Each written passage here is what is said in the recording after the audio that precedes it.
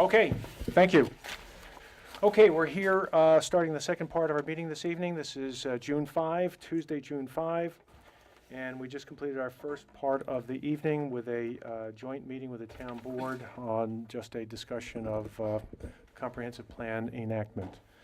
In any event, we'll get going now with our agenda now, the second half. It's like the nightcap. So this is the first one is a public hearing, and this is for Pflueger. This is for Fireside Homes Subdivision Lot 4, the application for an integrated plot plan amendment for a clearing and grading limit line amendment, site plan amendment, tree removal permit, and stormwater pollution prevention plan approval. This is at 16 Little Pine Road. Is there a motion to open the public hearing? So moved. Second? Second. All in favor? Aye. Aye. Okay. Good evening, Mr. Chairman, members of the board. My name is Peter Gregory. I'm with Keene Copland and Gregory Engineers in Mount Kisco. I'm here tonight with the owner and the applicant, Chris Pflueger, as well as Ken Thompson from Bedford Poolscape. The application, as you mentioned, is for an amendment to a previously approved site plan to modify a previously approved clearing and grading limit line that is shown on the plan that was previously disturbed with creating lawn all the way down into this corner of the property. What we were looking to do is to construct a pool in that area, and as part of this plan, try and restore that area that was disturbed and where lawn was created, and restore it with with landscaping, trees, shrubs, and also a plant seed mix that will replace that lawn area. The pool is located right here, 17 by 38. The regrading will be limited just to this area here with a small boulder retaining wall, and stormwater mitigation will be handled in this area with an infiltration system, which is going to capture and treat the runoff from our new impervious surface, and also for our pool drawdown in that area.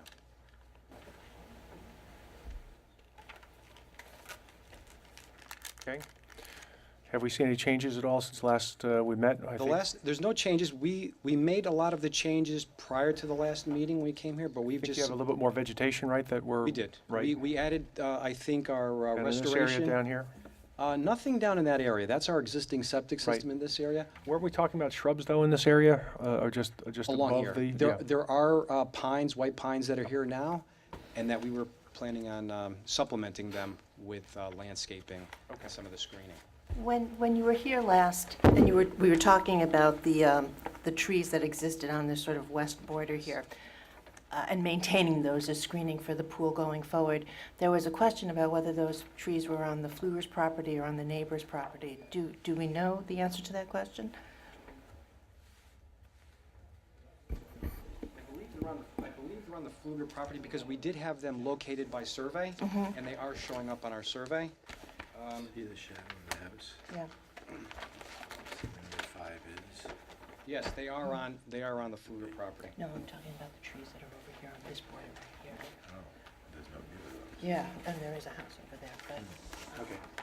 In Okay. addition to the changes, we've also provided our stormwater information Right, and calculations to Right. Mr. Sealy.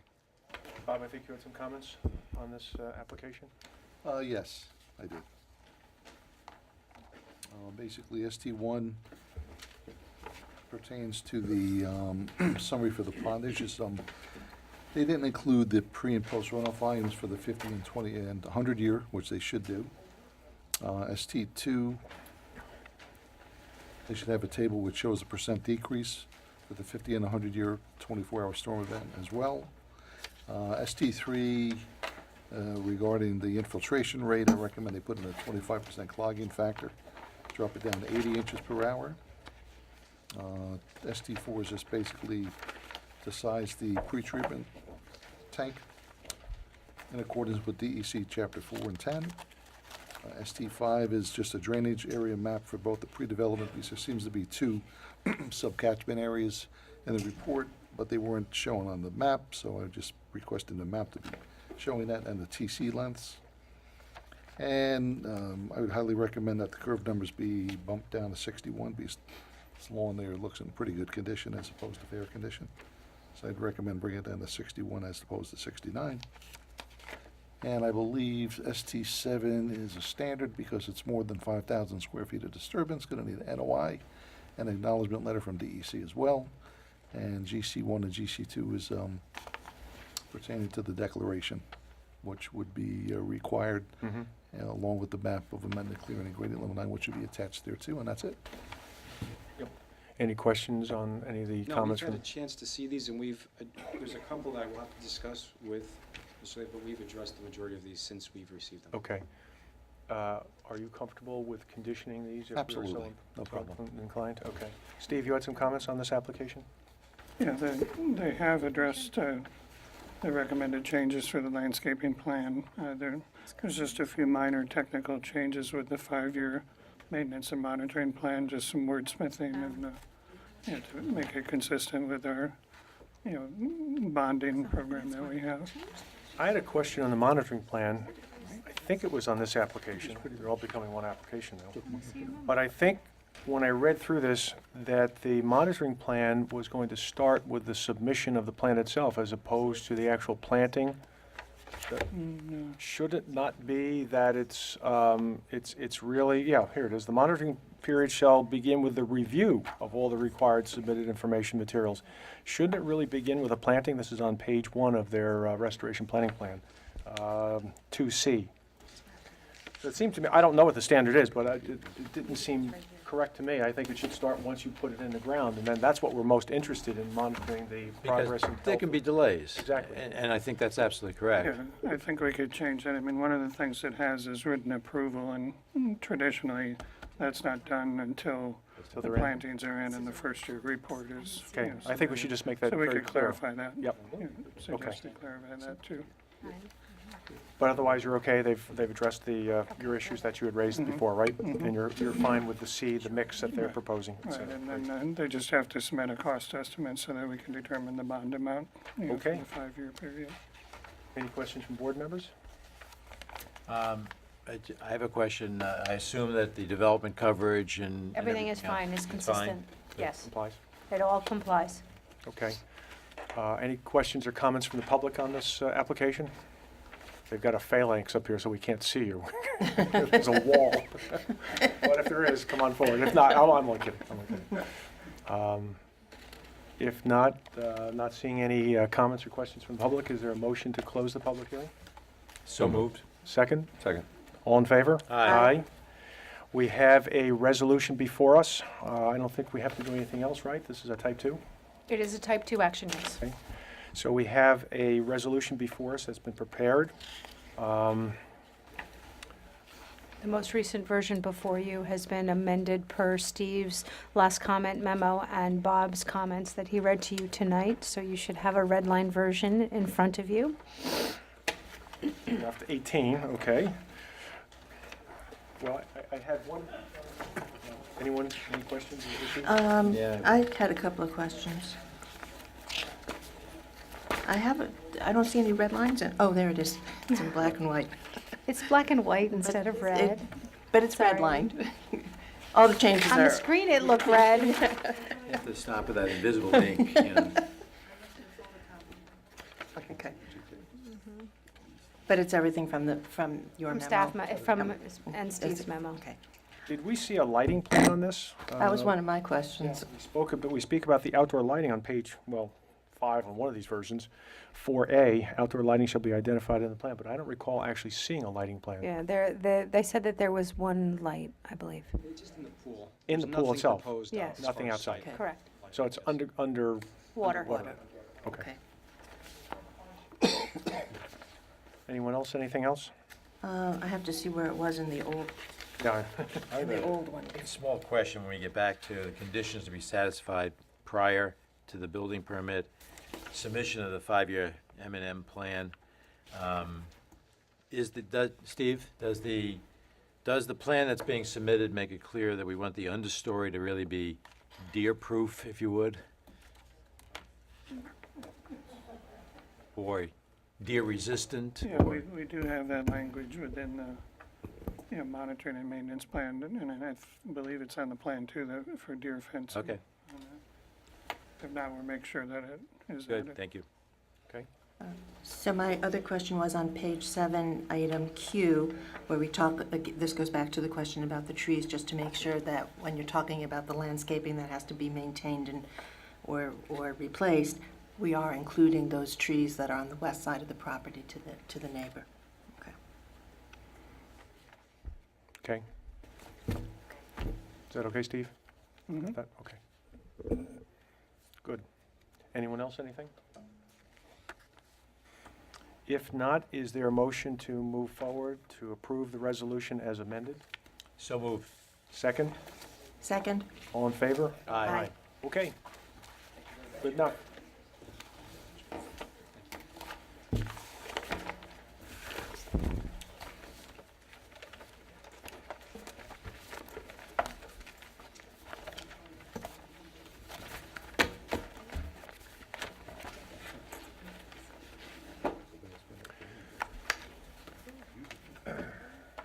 Okay, we move now to our next item. It's not typical that we start a segment or a portion of an application with a public hearing, but obviously, we've seen that there's been a fair amount of interest in the Carrie Homes application, so with the blessing of council, we decided to open this up with a public hearing so that we don't frustrate members of the public who might want to speak. But in any event, our second item is Carrie Homes LLC. This is a subdivision, the former Belay application. It's lot number 2. This is an application for a site plan approval for a rock crushing operation at 60 Carey Lane. Motion to open the public hearing? Yes, is there a motion to? open So the public moved. hearing? Second. All in favor? Aye. Thank you, Les. Excuse me, do we have No. proper notice as being a public hearing? Yes, yes, yeah. Good evening, everyone. How's everybody doing? So David Belay here on behalf of Carrie Homes LLC.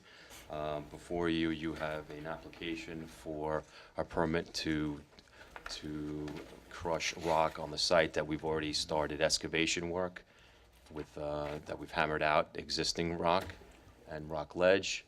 We're looking to basically recycle and utilize what we've hammered out of the site and utilize the material that we can produce and repurpose in the construction of the town road that we are doing as part of the approved plan.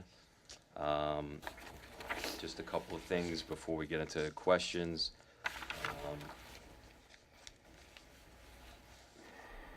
We obviously have some letters from neighbors, both in opposition and in support. I'm assuming that you've seen all those, the letters.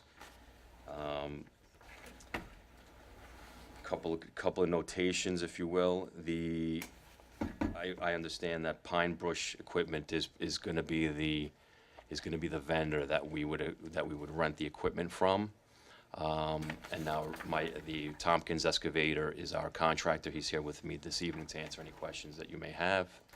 Pine Bush has brought to my attention that they have actually done several projects in Newcastle. They actually just picked up some equipment from the Brandywine subdivision relatively recently, I think in the first or second quarter of this year, or actually within the last month.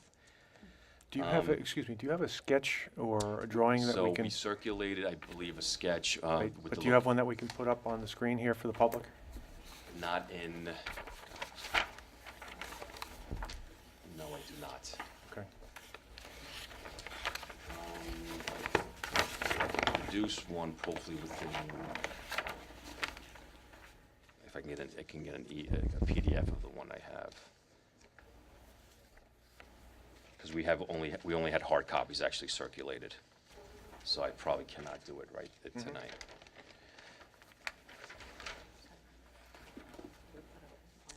The application basically requests a limited time frame by which we would perform these operations. It's a maximum basically of 12 days, which we intend to come well inside of the number of days. It's probably 2 or 3 occasions where we would do a couple of days on each of those occasions. 2 or 3 times a couple, so that's 4 to 6 days? Probably, so I'm estimating on the conservative side, 6 to 8. We probably, or rather, I'm gonna say 6 to 10, we're hoping to get within the 6 to 8 time frame. So, again, ideally, we do it in 5 or 6 days. Can I ask you about that? Because let's go back to Sure.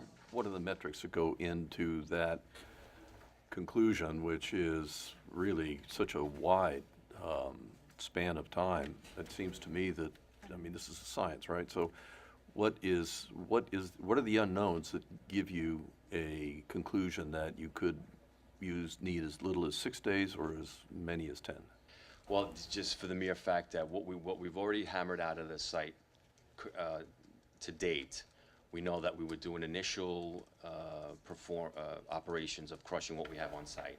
At that point, we would then repurpose and use what we have on site, and then we would do, as we continue to hammer what we need to continue our excavation and our elevations, we intend to do at least one more towards the middle or the end of the project. At that point, we'll know whether or not we actually need a third day or a third time. Okay, so that's my question. How will you know whether you need more or not? Maybe Mark can help me out with that. Is it one. the quantity that, let me ask you the question in a different way. You're crushing rock, you're taking the rock out in order to get your elevations so you can develop the site, right? Correct. And the other thing you're doing is you're using the rock you're taking out in order to achieve that to crush to build a road. Correct. So are you gonna take more rock out than you need to give you the profiles on the site in order to build the road, or what's I think the answer to that what's the question is no. threshold? Where's the threshold on the If activity? I may, for correction of the board, the information that was submitted was that they would they've estimated the use of the rock crusher for 3 separate occasions, at any point between 3 and 4 days at a clip. So that's between 9 and 12 days versus 6 and 10 days. I just wanted to make sure that we're all talking about the same information. Agreed. We're looking to obviously bring the amount of days as little as possible, obviously. But in order to make sure that we went in with eyes wide open, that we would not need more than 12 as a maximum. And then we're looking to try to achieve what we need to do within, I'm gonna say, again, 6 to 10 days, and that's gonna vary because we don't know whether we need the third time, and if the The third time to do what? to crush additional rock. No, I know, I understand that. To take the rock out and then crush it, right? So if you don't end up with enough crushed rock to build the road, are you gonna continue to excavate to get it, or are you gonna bring it in off-site?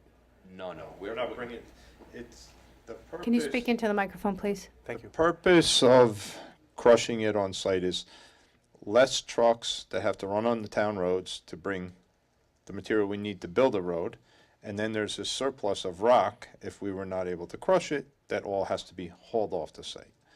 So it's kind of, doing what, in modern times, this is kind of a thing that we do, is it's more efficient the rock is already there. We're not creating the rock, it has to come out in order to put the road in, and we're just gonna use it on site, just process it a little bit, and we'll have product that we can use on site. No, it's the right thing to do, to use the materials you have at hand, rather than to bring trucks in and all of that. I mean, Right. So I think that just to That's- clarify that you're. Microphone, please. Yep, excuse me, sorry. To clarify the answer to the question is that we are not going to excavate additional rock in order to achieve what we need to build the road. We're only excavating that rock which we need to get to our elevation points and then start building the road. So if we don't have enough rock that we've hammered out, we obviously have to, that we have no choice. We have to hold that in. Got it, okay, thank you. But to Tom's point, don't we have the quantification of what you're chipping and what the need is? I mean, when it's soil, we talk in terms of cut and fill. I guess this is what, chip and fill? But don't we have some sort of sense, to Tom's point, of what those quantities are? Do you have rock profiles? Not exactly.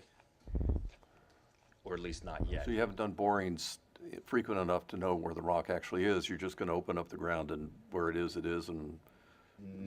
No, we have rock croppings that were existing that we can see. Those are visible. The visible, correct. But you're gonna need, you have to do more than just Not- remove what's visible in order to get your building pads. Not necessarily, because part of again, we have because of the excavation that we have now, of the way the topography is set up, we can visually see how far down we're gonna go. There's only 1 or 2 spots that we have perhaps another, maybe it's a foot or two at the roadway going down. So I think we're at the time, again, you're asking, just so I understand the question clearly, you're asking about the level of depth that we're gonna need to. It was a follow-up to Bob's question which is, why don't you know, or do you know, the quantity of rock you're going to have to take out? And I said, do you have a rock profile, which is an underground topographic drawing of where the rock is, just so everybody knows that. Do you have rock profiles? And you said you didn't, so I guess you don't know how much rock you have to take out. I can answer that, Dave. We've been excavating on the site, and we have a pretty good sense of where the rock is, because you excavate, where it's dirt, we can remove it, where it's rock, we cannot with an excavator. So the exact quantity that we have, we're unable to determine that right now. Because you haven't done the borings to identify where the rock is. Well, we have the excavation basically completed now, so I guess we could do some shot elevations and come up with a reasonable determination of how much is cut. When you say the excavation is completed, does that mean just the topsoil? Or if you've All right, completed so- the excavation, what you're telling me then, or what you're saying, it seems to me, is that you've done the excavation for your Building pads. your building Roadway. pads. Well, it's for the roadway. This is It's just for the roadway. So you've done the excavation for the roadway? We've Not the building excavated pads yet? the soil. So topsoil's been stripped. We've excavated what would be dirt excavation, and we've exposed the rock that we have. You're going to have to take, am I right? You're going to be taking rock out of the lots for the building pads, and you'll be crushing that as well for the road? Not at this time. They can only do the roadway right now. Yeah, they're only allowed to, I mean, they have a good. We're only plan. working on the roadway. I would, can I make one? Yes, Sure, please. Sure. If you have all the rock exposed, I think what the planning board's asking to do, get shots, see how much rock you will have. That's gonna let you know how much rock you're gonna need for the site. And if you know what type of crusher you're gonna need, they usually base it on how many hours it's crushed per hour. I think you can figure out how long you're gonna need it, and I think you'll be able to give the planning board a better idea how long you're gonna have the equipment there. Because right now, we're just guessing.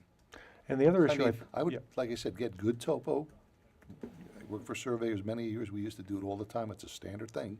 You get the elevations, you get the topos of the rock outcroppings, you figure out the volume, throw in a factor for expansion, figure out how much rock you need and you're gonna get.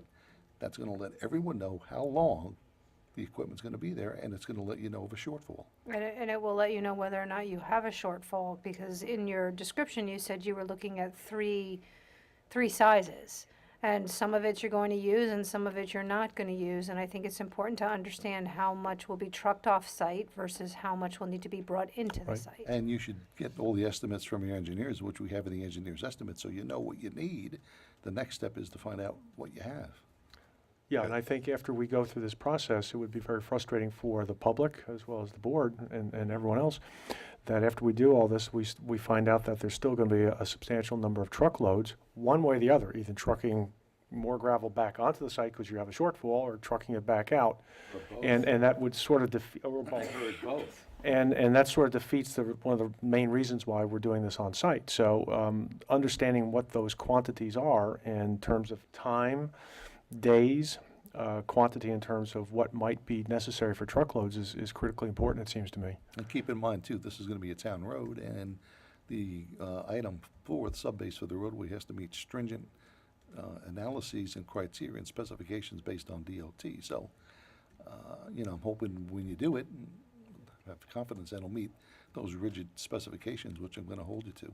Yeah, no, we've processed on sites plenty of times before, and the sieve analysis, it always comes in within tolerance with no problem at all.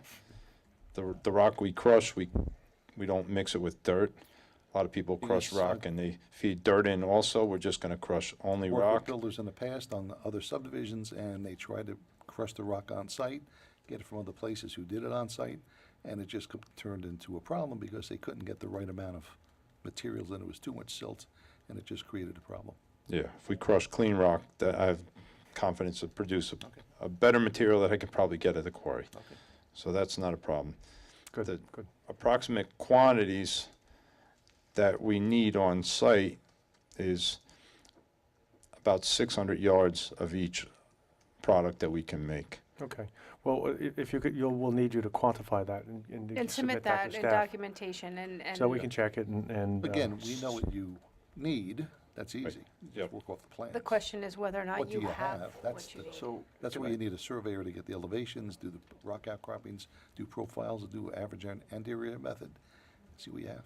So, just so I can get a perspective on the impacts, if this was all hauled in, how many yards in a typical truckload? About 18 yards. It's a lot of trucks. Yeah. 600 yards. Yep. Thank you. I have a question, Sabrina. Yes. Obviously, this is a noisy operation, and the noise ordinance would apply. Would we have a noise, in other words, you can't start crushing the rock at 6 in the morning? Correct, correct. You have the ability to further restrict the hours of construction operation. The code specifies specific hours that you guys approve as part of your regular responsibilities as the planning board. What I had suggested per conversations with Mr. Steinman is that the planning board has the ability to narrow the windows. You can narrow the time, the days of the week, beginning of the week, end of the week, if it's 3 days or 4 days at a clip. Not doing it Friday through Sunday. You could also limit start times and end times. And this would be done during the ensuing months? Yes. Right, and what would happen is you would resolve to allow them to move forward and require conditions to be placed on the building permit to allow the rock crushing to occur. And if we received contrary information from neighbors or whomever, when we go out to the site to do an inspection, we'd have the requirements that you had approved, as part of that building permit application, and then it can be enforced. Okay. Okay, so it's a little bit different because it's not a condition of your resolution, but it would be a requirement that there be a, conditions that would be attached to the building permit. Right. Well, it's.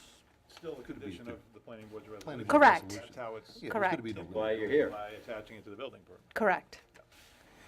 So it seems to me that, what Tom was starting with on the quantity goes to the issue of trucks and quantity, et cetera, and how long it'll be, the duration, et cetera.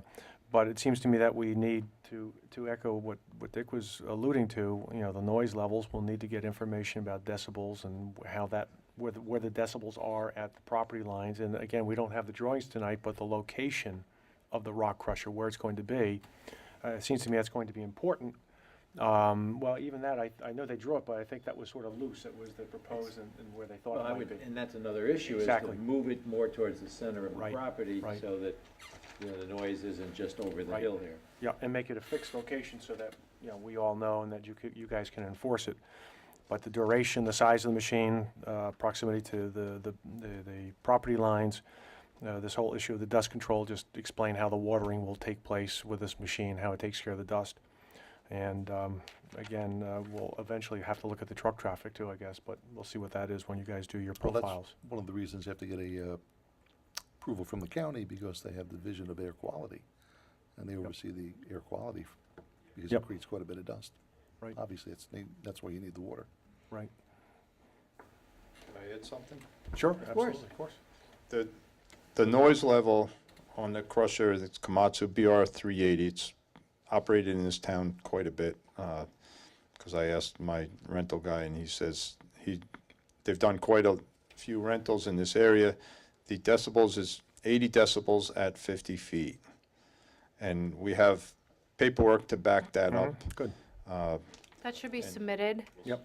Submitted as part of your application so that we have it for the file and we can incorporate it into the approval. And dust control is handled, the equipment, it's a portable crushing operation, so the way the health department has the permitting, the machine itself is permitted in the county. You don't obtain a permit from the county. Normally, the way it works is it has a very expensive permit with Westchester County Health Department that it's a year-long permit, and That goes with the machine itself. goes with the machine. We don't apply for a permit. Right, It right, belongs got to it. the machine, and the county is notified of where it's going to operate. When it's going to be used. Like say Okay. 24 hours before, Mhm. we submit an email, that, not us, but the owner of the equipment submits an email to the county, says it will be here. They usually come by and check that we have the water, and there's a watering system on the machine. We just have to supply it with a garden hose, and there's no dust. You'll have your own tank. Yeah. I must say one thing from experience when we did, Steve can attest to this. Brandywine had a lot of rock. They had a hammer up there and they had the rock crusher. In our experience, Stephen can chime in anytime he likes, we had more complaints when they had the rock hammer on site Right. than the rock crusher. Right, I can believe that. The crusher, we just finished a crushing operation. We were about 150 feet from a house, and the neighbor came out and asked us when we were going to start crushing, and I said, we just finished 2 days ago. He says, you're kidding me. He says, he saw the equipment come in. He was thinking it was going to be I said, well, were you home? He says, yeah, I was inside. He never knew that we were crushing. You He know, had no idea. And we were less than 200 feet from his home, and he had never had any inkling that it was going on at all. Good, can you move the location then, so that it's 200 feet away from any of the neighboring homes? I think, We, obviously 66, it would be the neighboring home that we would be concerned with mitigating as much noise as we can.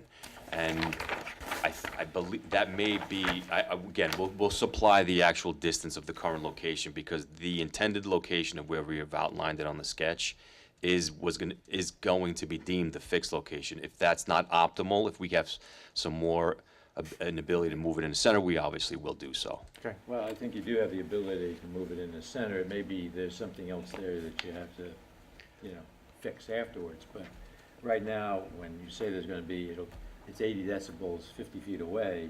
This location is approximately, I would say, 60 feet from the property line, 66. And I think that's too close. And they're going to get noise, because when we are on noise limits, we don't allow 80 decibels, right? We may, actually. We may I actually have to for check. construction equipment. I don't have them in Because front of it's me. construction, no, Yeah, Yeah, right. so, yeah, this is different, it's construction. okay, so that, I think that if you move it back another 50 feet, then, I think we can log scale, accommodate I can't do log scales in my head. But do we have to be concerned about the homes on Trails End, which are on the other side? Well, there's a home here, and There's there's a a home home over here. here. So, I mean, right now, you Yeah. can see the edge, Okay. and you can, right here, it's, here's the Yeah. house, so this is much And here's the closer. house over here. Yeah, so if they moved it closer to where the cul-de-sac is gonna be, then I think they're gonna Sort of reduce get the equi- noise, get reduce equidistant. the dust also, even with the water. So the more you are in the center of the property, the fewer complaints you'll have from the neighborhood. We'd be happy to do so. Getting it, we'll be able to accommodate that Right. as closer to the And center. we'll need a of the sketch if you cul-de-sac. would, so we could, So, and yes, I'll have So a everyone sketch can then, see it. so we'll pin it down as exactly. fascinating as Drive this or is when we have our Yes. little Yes, I conversations, of course, it's nice to apologize. have it for the It's public. okay. Okay. I've always wondered until recently what a thumb drive was, so, I don't know. So, I actually have the videos of the machines operating, and you'll realize that the hammer is a lot louder than the rock crusher. Are you finished hammering, or is it gonna be hammering also? We're not finished, no. let's not start a conversation about that. They have to hammer in order to do the work, right? Sure, but I just wanted to know where they were. Right. So what might also help is, and I can't do log scales in my head either. Somebody. That's why we have phones. And Oh, is there an app? All right. and I lost my slide rule, so. But it might be useful, make your best shot at locating it as distant as you can, right, from the adjoining residences, and then give us the decibel levels at the property line, just based on mathematics. Or other things that can affect that, like, things in the way that could affect what the Mitigate, actual right. is. I mean, for example, we have a Just assume- stockpile that's Right. in front, at the property line, or give or take at the property line, that'll mitigate some of that noise Yeah, to yeah, but- 66. Right. And what I would do is I would just do the mathematical calculation and show what happens at the points around the property line that are closest to these residences. Who's going to As a check it? first You step. checking this? Now, yeah, this, I meant. I bet you still There's- have your They're file. tables, they're actually tables. Okay. It's okay. But So I we- like your idea about putting the rock pile between the operation and the home, you know. Agreed. Yeah, so that's a good idea, too. Okay. Okay. Sabrina, you had a memo. I don't know if there's I anything know, left. I think you talked about everything in my memo. Okay. Yeah, Bob, it did you is have, considered a type 2 I action. think we pretty much discussed. Okay. pretty much Any everything. questions from the public on this? Yep, come on up if you, sure, come on up, Jim.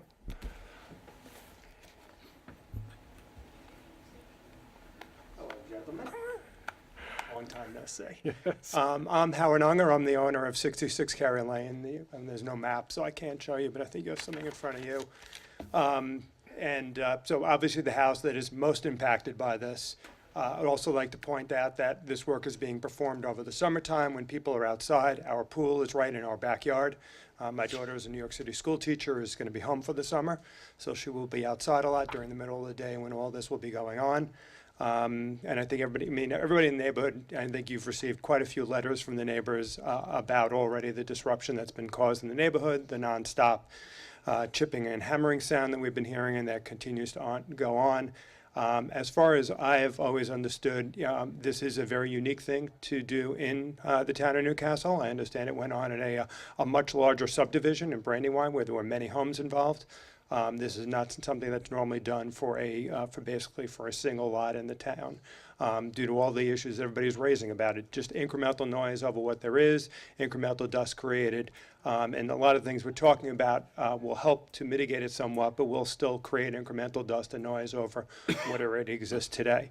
And doing things like moving a rock pile close to my property line, I hate to say it, but you move a rock pile back and forth, you create an awful lot of dust in moving the rock pile, and that's right in my backyard, right where my pool is, and right where our terrace, our porch that we use, and our screened-in porch that we use in the backyard. So it obviously has a very significant impact upon us, and I think you've heard from a number of the homeowners on Trails End, you do things to start moving it back away from my property line, and I think you're going to have those people as up in arms and upset about it as we are in our house, given where we're located. Well, yeah, but actually, it is closest to your house by a significant amount. And it's nice that you think of your other neighbors and everything, but the other house, as I recollect, is almost 50% farther away in this direction. And this one, I don't remember where it is, but I know it's down because the slope goes off. So you're the one that's closest. Yes, And definitely. if you really have a problem with the rock pile being between you and the crusher, I guess that could be debatable, and rock pile could protect the other neighbors maybe, and you won't get the dust, if that's more important to you. Yes. So that's something for you to think about. And it's, one of the things that we would, I would personally restrict is doing this Friday, Saturday, Sunday, or Saturday, Sunday, Monday if there's holidays like July 4th, so that time is at least peaceful.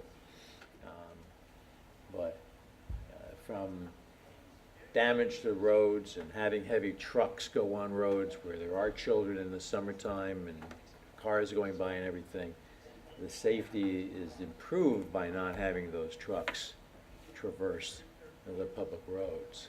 So that's another thing that we have to weigh.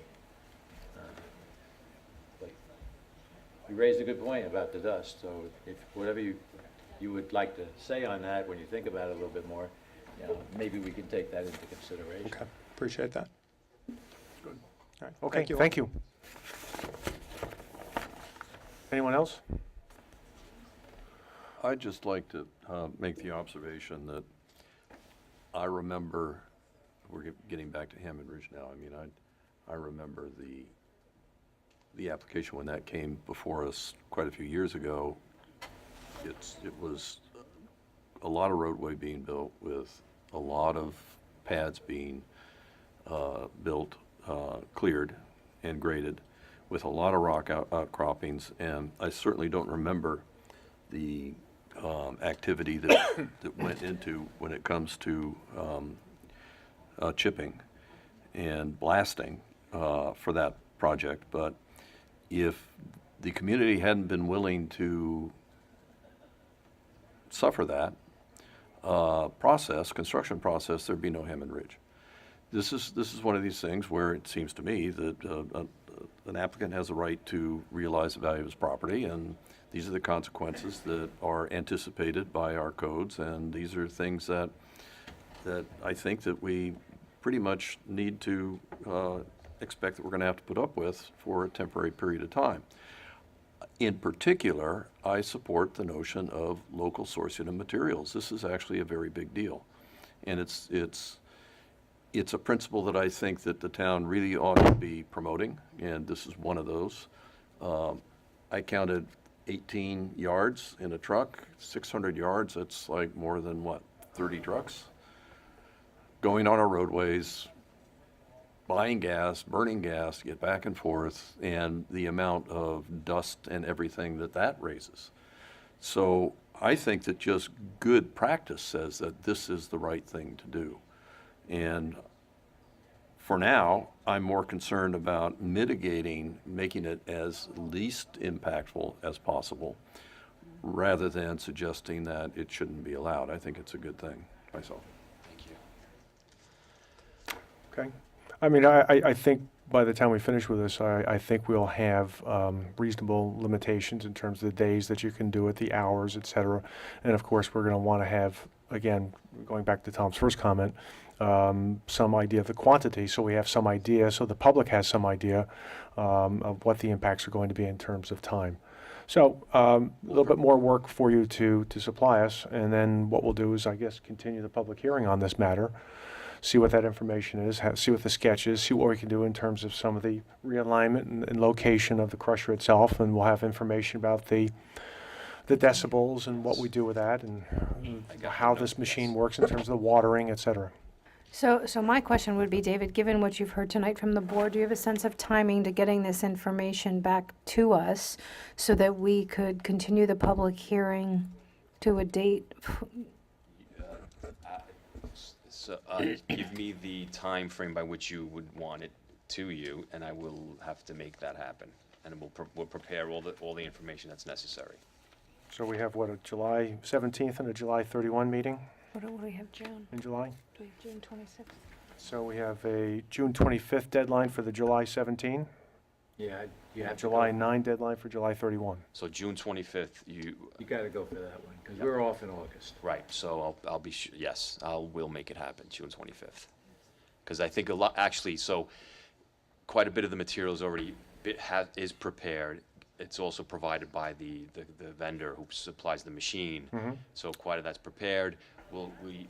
The actual field work is also done to an extent with elevation and shots for the rock cropping. And Mark Tompkins has already done some of that. So we actually have quite, I don't know exactly how much of it prepared, but we have a good amount of it prepared. Excuse me 1 second, are you having a surveyor do the elevations on that? Taking We the already shots? had, Steve Willard was out, did it, he resurveyed, he's been out a couple of times. We have our baseline points, we have the staked areas of center line, we have off center line for the roadway. Mark has, he also has GPS equipment as well. He has the cut sheets, so I he's would fully recommend that prepared. it's done by a surveyor, though. Yes, and The equipment Steve and- has done that. I think we already have that information also. So, I mean, Bob mentioned a number of things that you need to do in terms of the technical issue, in terms of the work, and, you'll have to have that set and done so we can move this thing forward. Do. And Okay. Your surveyor should be familiar with those types of operations. I used to do it all the time when you work for a surveyor. Figure out quantities and fields, conditions, so they should be familiar with that. When you do a day's worth of work, what kind of time frame do you have? 8 hours a day? Mark can answer that. The question is if the number of hours in a day of work for the actual operations of the rock crushing. Typically, when we crush rock, we crush from 8 to 4:30. 8 to 4. Yeah, no earlier and no later than that. Okay. Just to be courteous. That's when we stop. 8 hours, and a half-hour lunch break in there. Okay. If you want to take a longer As- lunch as break, far that'd be as- okay. I know the dust issue keeps coming up. The dust is controlled 100%. Yes, water. Well, I- while we're doing it, that's, I've never seen a construction site where the dust is controlled 100%. But, you know, it's controlled, something less than that, because there's always 1% that gets well, by. fair enough. You're right. On a construction site, that happens. When we're crushing, there is water hooked up to the equipment. Which and it, minimizes it to the greatest extent feasible all right, or that's reasonable. fair enough. Good, I'll agree with that. Good. Thank you very much. Okay, we'll continue the public hearing, so we will plan to see you again on July 9. Is that the? July 17, excuse me. July 17. Yeah. June 25th deadline for the material. Okay, Thank you so much. okay, thanks. Cool. Okay, the next application that we trained for, so that we can lift up the papers. Chairman, is it possible that the board would like to see a draft resolution on July 17th, provided all the information has been submitted? And I'm just thinking about your schedule and in August and September. I'm okay with, other members okay There's with no it? harm in trying. Yeah. Okay, so we'll If try we're not and there, get we're not one there, so- furnished. yeah. Yeah, no, absolutely, but that way Need a if you motion for are, that? you have it. Yeah. Yes, please. Okay, is there a motion to do So next steps? moved. Second? Second. All in favor? Aye. Okay, thank you. We move now to an informal hearing. This is for a pending application. This is on Chappaqua Crossing, 480 Bedford Road. The application for a preliminary subdivision plat, site development plan for the East Village. Good evening, Mr. Chairman. Andrew Tung from Divney Tung Schwalbe on behalf of the East Village. With me this evening, Felix Charney, Casey Devlin, James Fitzpatrick from Summit, and from Toll, respectively. Toll being the contract vendee for the East Village residential. We're here tonight to continue our discussion with the board, and our submissions in May have been primarily in response to discussions with the board in April, as well as comments from the memos of the town planner, town engineer, and town environmental coordinator. So the materials that were submitted to the board in two pieces in May consisted of exhibits that illustrate some of the studies that were done in response to those comments, as well as a revised set of drawings, full set of drawings for the site that included the revisions to those drawings for the East Village, as well as a preliminary master subdivision plan for the entire site. So unless you have wanted to start with a particular issue, I just thought I'd follow along with my letter of May 2nd and go over the materials that we've submitted. Sounds good. And Matt Steinberg from my office will help with the slides. So the first two slides are just an update of the illustrative plan for the East Village. If you were to look at this compared with the one we showed previously, I don't believe you would be able to notice it's mostly been refinements to the grading of the plan that underlays this drawing. The next plan is the overlay of the proposed plan over the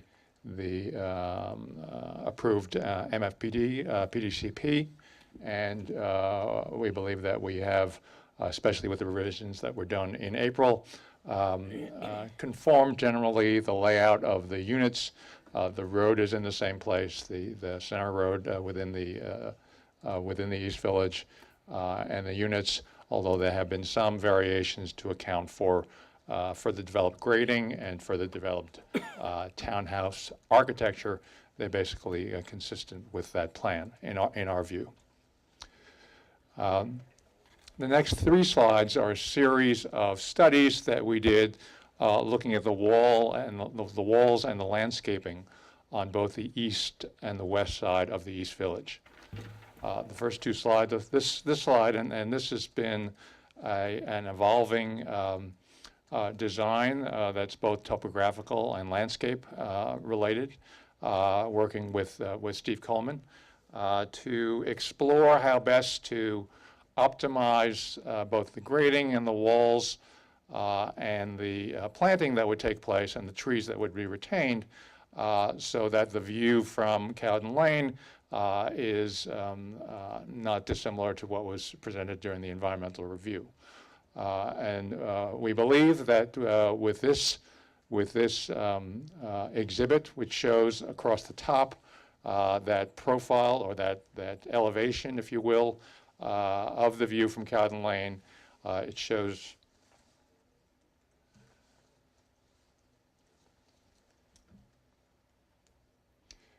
here a retaining wall, and on the north side, what we've tried to make into a naturalized berm with planting above it, some of which is existing trees, to provide for an extension of the meadow view that is from Cowden Lane with landscaping. This is basically the southernmost spot right here and working to the north. It's right here. Yeah, you see the section lines in Right, orange at the bottom. and this kind of view, I guess, obviously it's on a sketch, so it's hard to say where it is from, where it's taken from. Well, it's a flat elevation. Right, right. Flat elevation, so it works across as you go.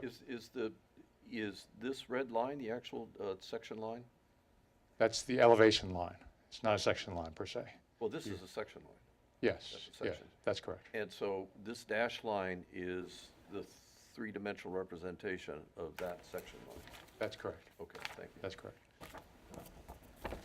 Now, the alternate to that, that we were asked to look at was to, instead of having the berm on the right side, to extend the wall all the way across along the base of the alleyway that runs behind the townhomes.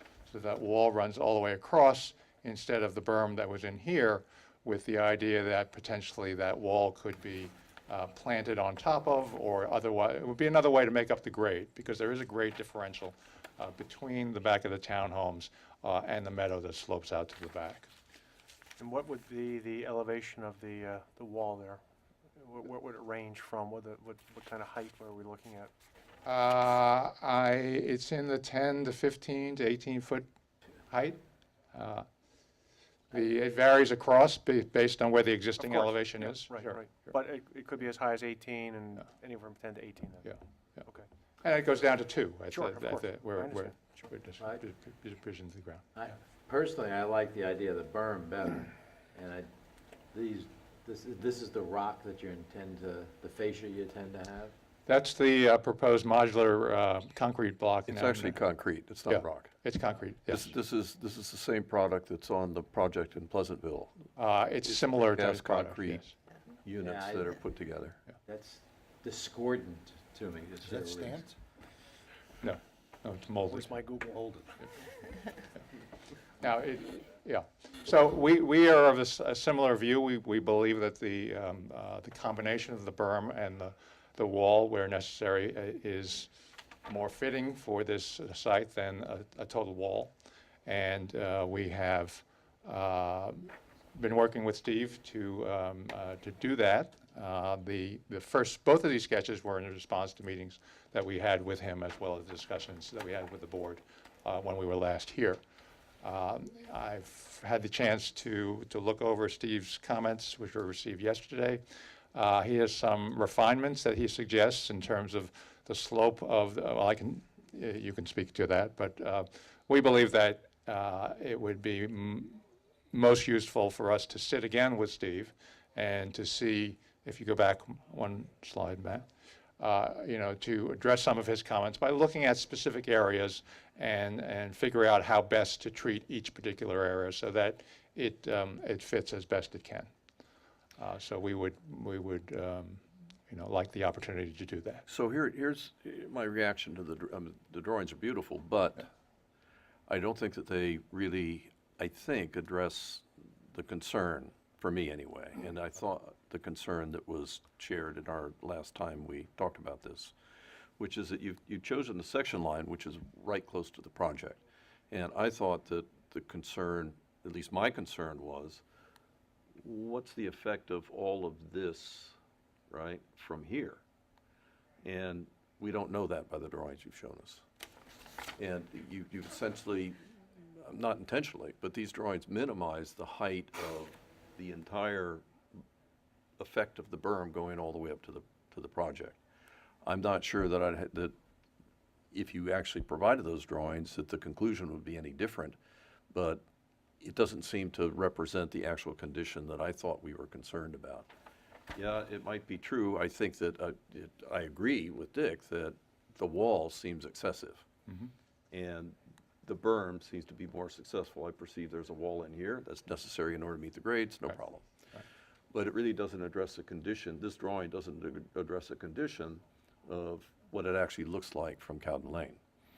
What it looks like from Cowden Lane is actually a berm or a hill, a lot of which is man-made, which is seen from way down here, not from right here.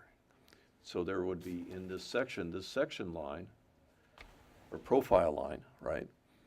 In the drawing I thought we would see, this profile line would be much farther down slope, so we'd actually get a view of what the condition would be, and I don't see that.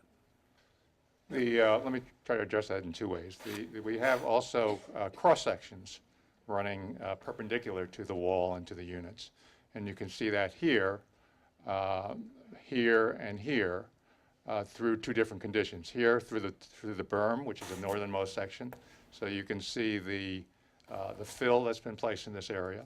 So that meadow currently slopes from center of the site down to the east. It would continue to do that, although there would be a little rise and then slope back down towards Cowden. Understood that people who live on Cowden Lane, their house isn't here in this drawing. No, right? I understand that, Their but I'm house just is over trying here. to explain in the materials that we provided what No, we I believe the can condition read the will be. drawings. I'm just saying that I don't think the material is adequate to our request. That's all I'm saying. I think it's an easy fix to do what he asks. You just need to put the house down here, and here you continue to extend No, it. But that's why putting the house down here, that's why I like this better, because the people will be looking up and they'll miss a lot of this. Whereas here, if the house is I right get that, here, yeah. they see the building.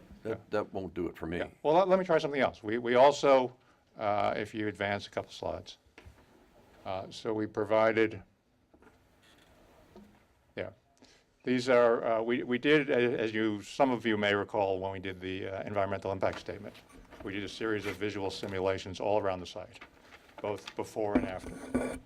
And the view from Cowden Lane, part of the reason why the units are set back so far, they're 350 to 400 feet away from the driving surface of Cowden Lane. So they are located at some distance up the rise to the ridge that runs around the auditorium. And this view from 2008 was what that rise was at that time, with lower material in the foreground around the pond and the trees along the ridge. And I didn't bring them this time, I can bring them next time to show you what that simulation showed for the townhomes at the top of the ridge.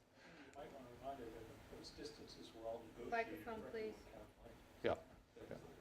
Felix? They were set as part of the MFPD approval, the distances from Cowden Lane where those were to be located. In the interim, it's actually been 10 years since these photographs were taken. The existing conditions are the existing vegetation in the meadow, and Steve has been out there as part of the work that was done for the mitigation measures for the retail project was done in this meadow and around this pond.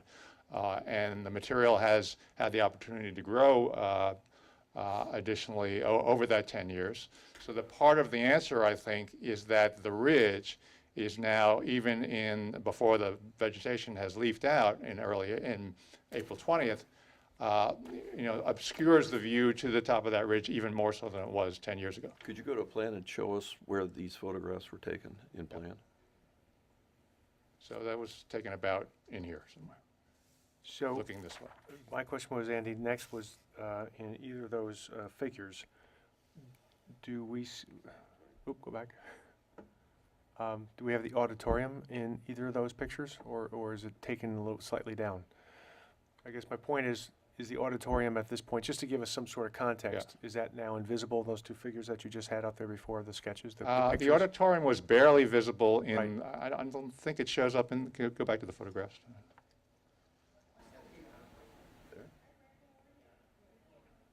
Could be. There? I don't know. Is it there?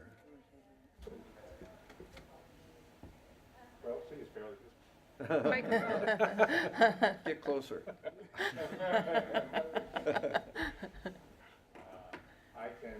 It may not have been the right angle. I'm just, would be good to see that, because that would really give us even better perspective, context. But I think that even more so than the simulations that were done 10 years ago.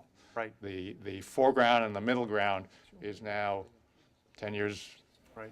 more advanced. And we have the benefit of that, plus the additional screening and vegetative screening and topographic berming that we would do. Right. So, Well, if you had a picture that would more Yeah. clearly show where the auditorium was, that would be, might be we helpful. can find that. We took These many folks have probably pictures. seen it. I was still in diapers when this was first built Yes, yeah. before us. As was I. Okay. Continue.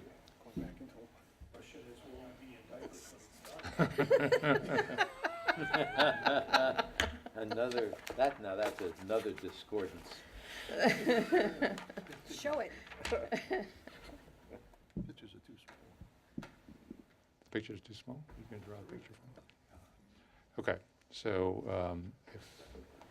I'll continue to the next Good, thank you. study? Yeah. Mhm. Yeah. Okay. So this is looking at the wall and landscape from the west side of the East Village. And the question was, there is a retaining wall along the back of these 9 units. And what was the extent of that wall in the context of this entire elevation? So the elevation that we've shown extends looking from west to east across this length. And you see here the beginning of the last cluster on the north. That road that accesses up to the loop road, which is the same as the existing road that goes to the parking lot today. The units running across the back, the auditorium here, we did put the auditorium in this one, and that retaining wall that goes about 300 feet, 300 plus feet within, 330 feet within the 1,400 feet frontage of the East Village along that loop road. So it's about 23% of that frontage. It does have a retaining wall. It starts at about 2 feet on either side and goes to about 13 and a half feet at the center. You'll have a railing on it, of course. Yes, there'd be a railing. There's a guardrail on the top side along the road. I don't like the color, I'll tell you that much, but Well, the color is, It's a the color is, fabricated stone, it's not really stonework, well, yeah, that's It's just, dye you put in the Yeah. mix. yeah. it's colored concrete, yes. Right. Yes. So it can be colored as, to suit. Yeah, it's clearly, Yes. I mean, Please maybe, use your microphones, folks. maybe the folks who aren't sensitive to it, but the folks who are, it's clearly prefabricated concrete Yeah. pieces that are put together Right. as a facing for, unless this is a structural unit, but I don't think it is. I think it's It a actually is, facade it unit. is, this particular brand or the type is a structural unit. So is it done as so how's it constructed? Is it done as like a tilt-up thing? How's it put together? Like a Legos. It's giant blocks they're gravity blocks that are stacked. Just gravity blocks and they're doweled, they're pinned? Yes. Okay. And they're very heavy, so they're not going to move. Got it, okay. But there are other wall systems as well. Sure. We're happy to explore those. These are ones that Toll has used in the past, but they've used other ones in other locations that are more stone-like, if you will. Right. My perception of this product is really just based on what I've seen on Washington Avenue Right. here. And first of all, I agree, who said the wrong color? I agree, for me, it's the wrong color. It just doesn't look like block or stone that's indigenous to the area.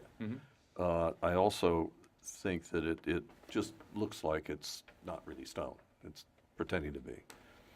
And in that particular location, the way it's done, I don't think it's really an asset to the community. I think that it's a problem. I just do. And I get the feeling that the scale of the proposal here is not quite as dramatic as what's done, let me finish, as done over on Washington Avenue, but I still think it's going to be impactful on this loop road, which is a major roadway within the community. So I have a couple questions about that. The slope from the toe of the wall to the curb, what's the grade there? Is there a way to lift the grade and against the toe of the wall in order to reduce the height of the wall, the apparent height of the We wall? could steepen it a little bit. I think it's, I don't know exactly, I'd have to get back to you, but it's generally, it could be 4 to 1, so it could be a little bit steeper to reduce it. Maybe we can knock it down a couple feet, but we believe that the combination, and we can work with this, again, this is something that we could do in each area, and Yeah. working with Steve and with Bob to So optimize. if it could be a situation. couple feet, if it could be a couple feet here, does that mean that it could be a couple feet here, which means the length of the wall could be less? Yes. So I'm less concerned about a couple of feet in height, right? It's the benefit of that in height here.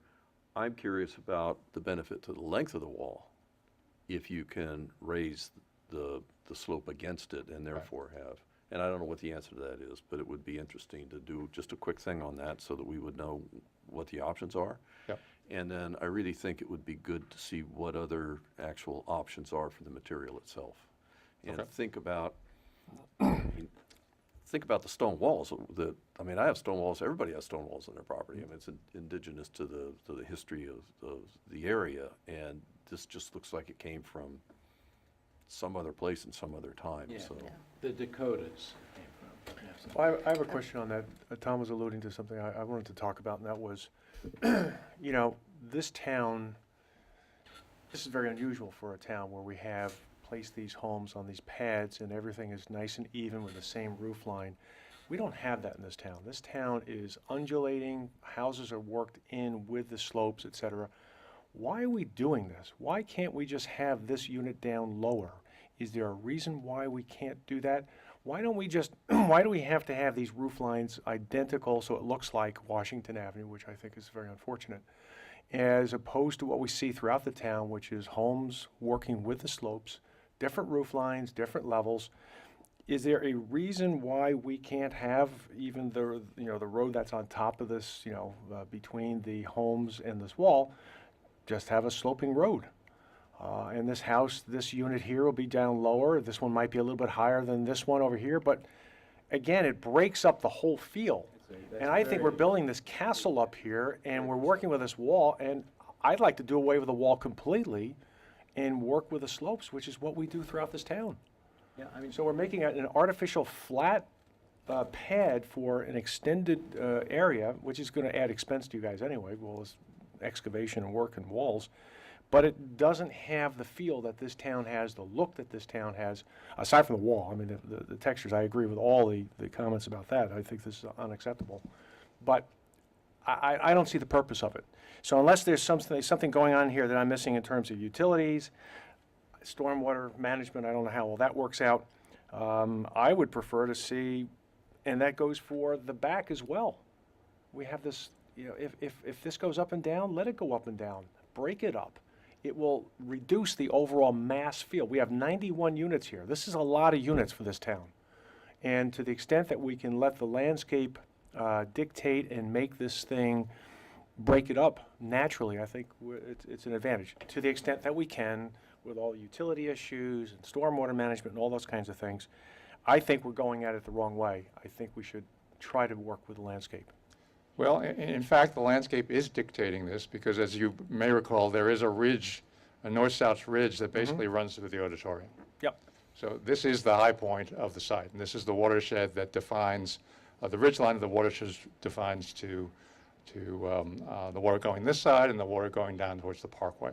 So this is the high point of the site, so And part of the reason for the design of the road, we come up the hill from this road here, and we come up the road from the entry road.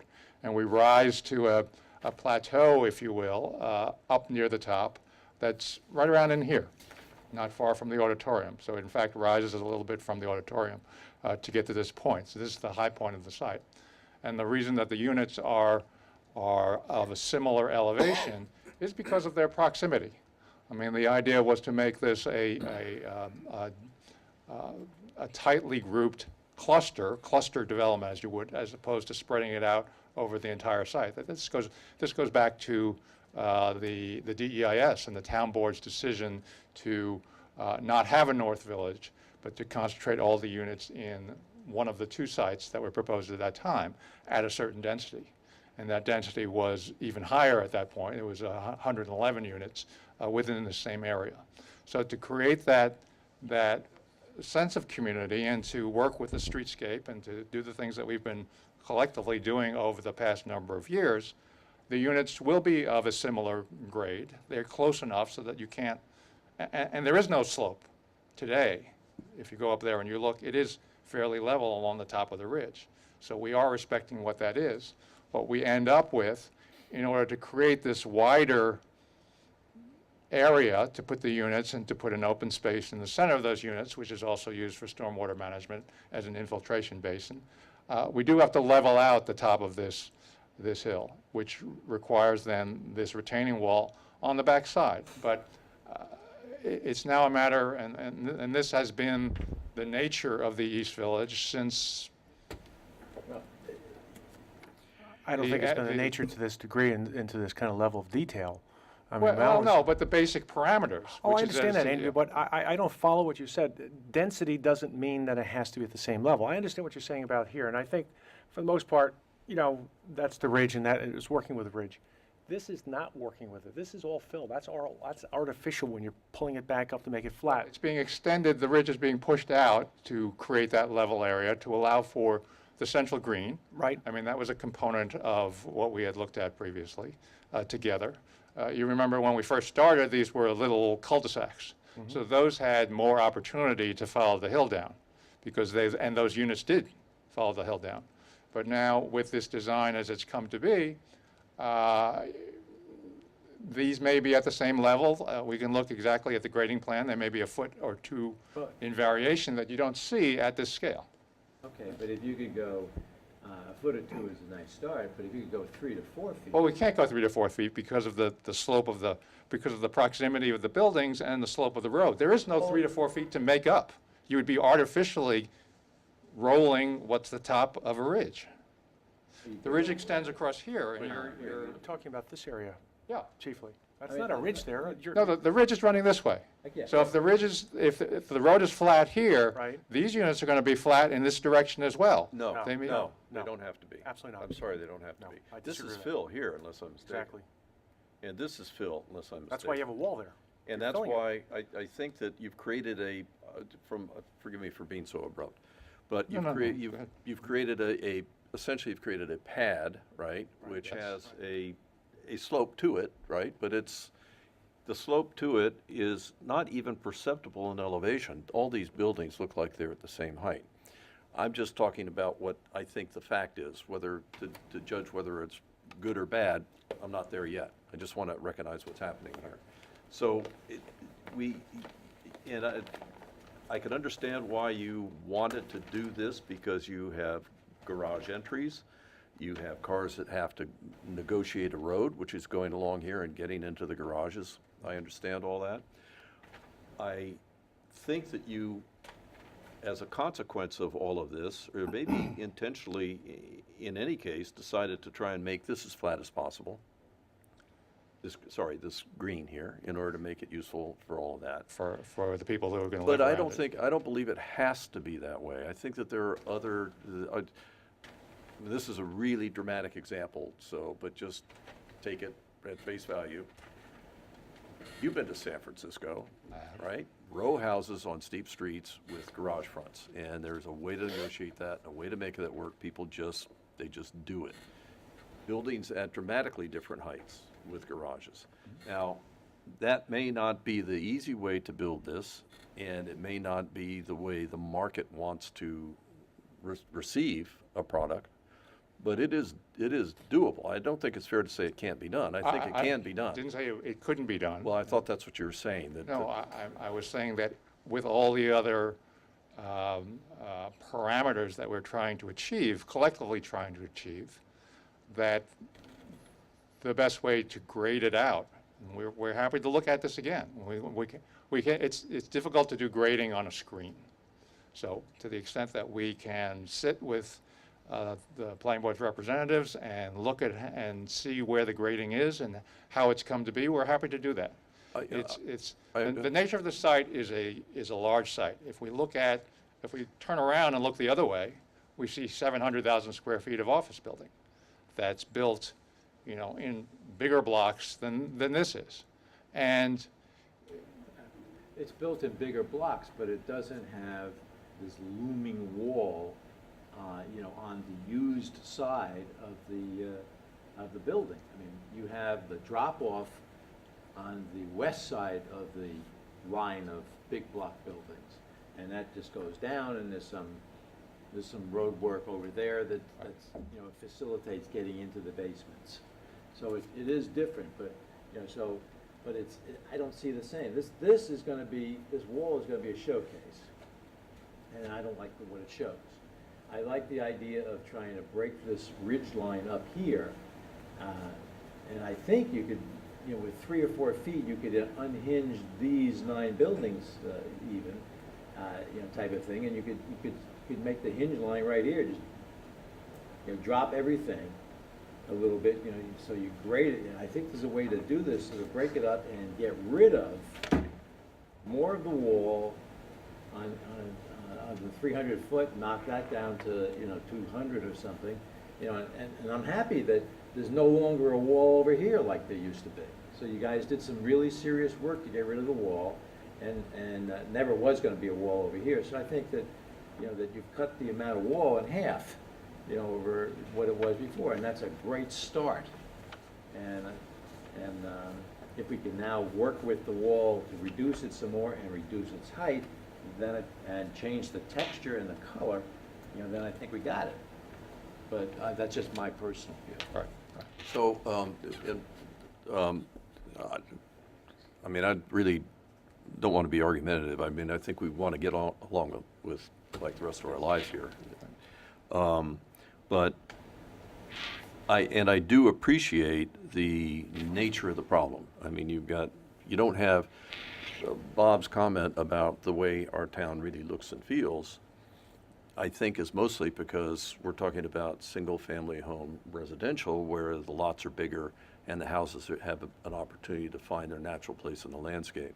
When you gather these things together and put them then close together, what's driving all of this is the automobile, right? It's the road profiles that require this kind of proximity between these buildings.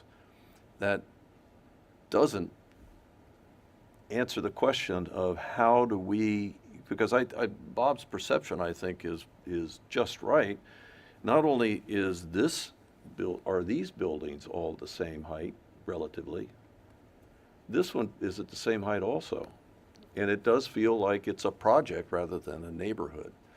And whatever can be done, I think, in some quick investigation, I don't think that we want to, take this thing into another 8 years. Whatever investigation we can have that maybe mediates and modulates this by some of the things that Dick's talking about, by changing some of the grades to the road. Let the road go down and come back up again, and let those units go down and come back up again. Well, let us take a look at the grading. Okay, thank you. Yep. Next. Next. Are we on page 1 yet? Forgotten where we are. So there was a question raised about the streetscape along the main entry drive as it fronted the residences compared to how it fronts the retail street. So we have, so on the left, we have the retail street where we had the various streetscape elements. Maybe you can zoom in a little bit on that. Just go back out, or I think you have to go back out and then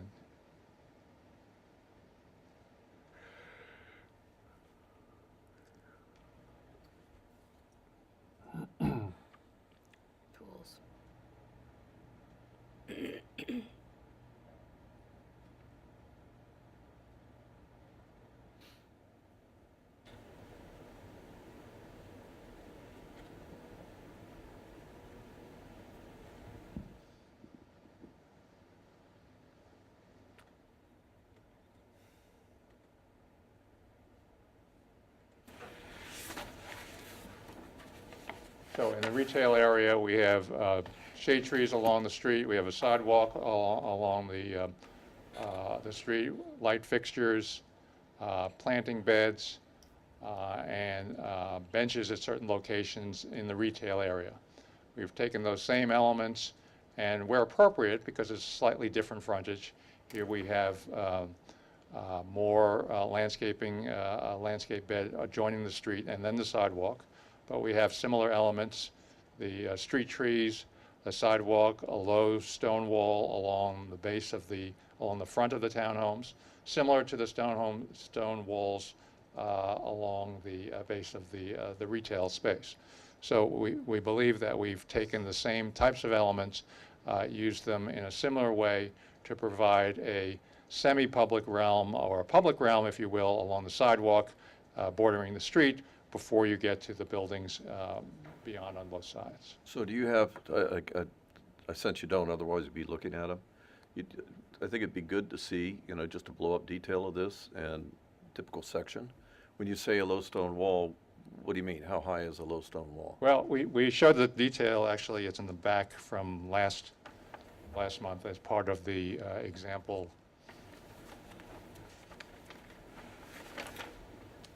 Oh, yeah. Okay, figure 3. Yeah, that looks, It's a little dark, but I think. Yeah. So it's a You see the wall there? 3D image? Yeah. Okay, good. Can you zoom in low on, stone it's wall. possible to zoom in on that? It is a little dark, but it still works. More? So that's on the back side of the sidewalk, just to provide a little separation between the landscaped area in front of the units and the public walk. There. I like that wall. Okay, so let me ask you about the wall again, just so I know. It looks like the grade behind the wall in front of the unit is lower than the top of wall? It's a freestanding wall. Freestanding wall? Yes, it's a decorative wall, just to provide that little separation between the public Nice. space and the. Okay. And this is just a lawn grass parkway here? Yes. Not dissimilar to what happens in the retail in some locations. Yep. It's good. So there's a continuity. If you were to walk in from That's the idea. Bedford Road, you would feel like you were part of the same thing. You have a different use on the side, but your streetscape is similar. Now let's talk about the wall. Is it concrete or is it stone? This is stone, Stone.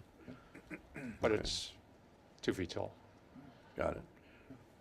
And I think that, I don't know whether I don't remember where we got down to the actual stone that it is and the color, or whether we just in the retail area said it was stone and we're waiting for further detail.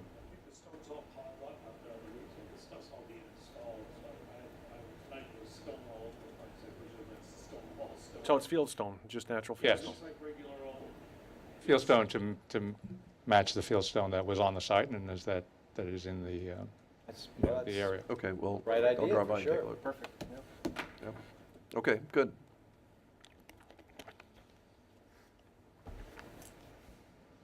So our next next study was to consider the extension. We had discussed at our April meeting some of the challenges with grading in this corner and how that resulted in in order to bring the units along the frontage down closer to street level, it required a step slab within the units of up to 3 feet. So a discussion, a conversation ensued as to, well, what if, since you are proposing to extend this line out to the north, what if we extended this grouping by 3? Would that help to relieve some of the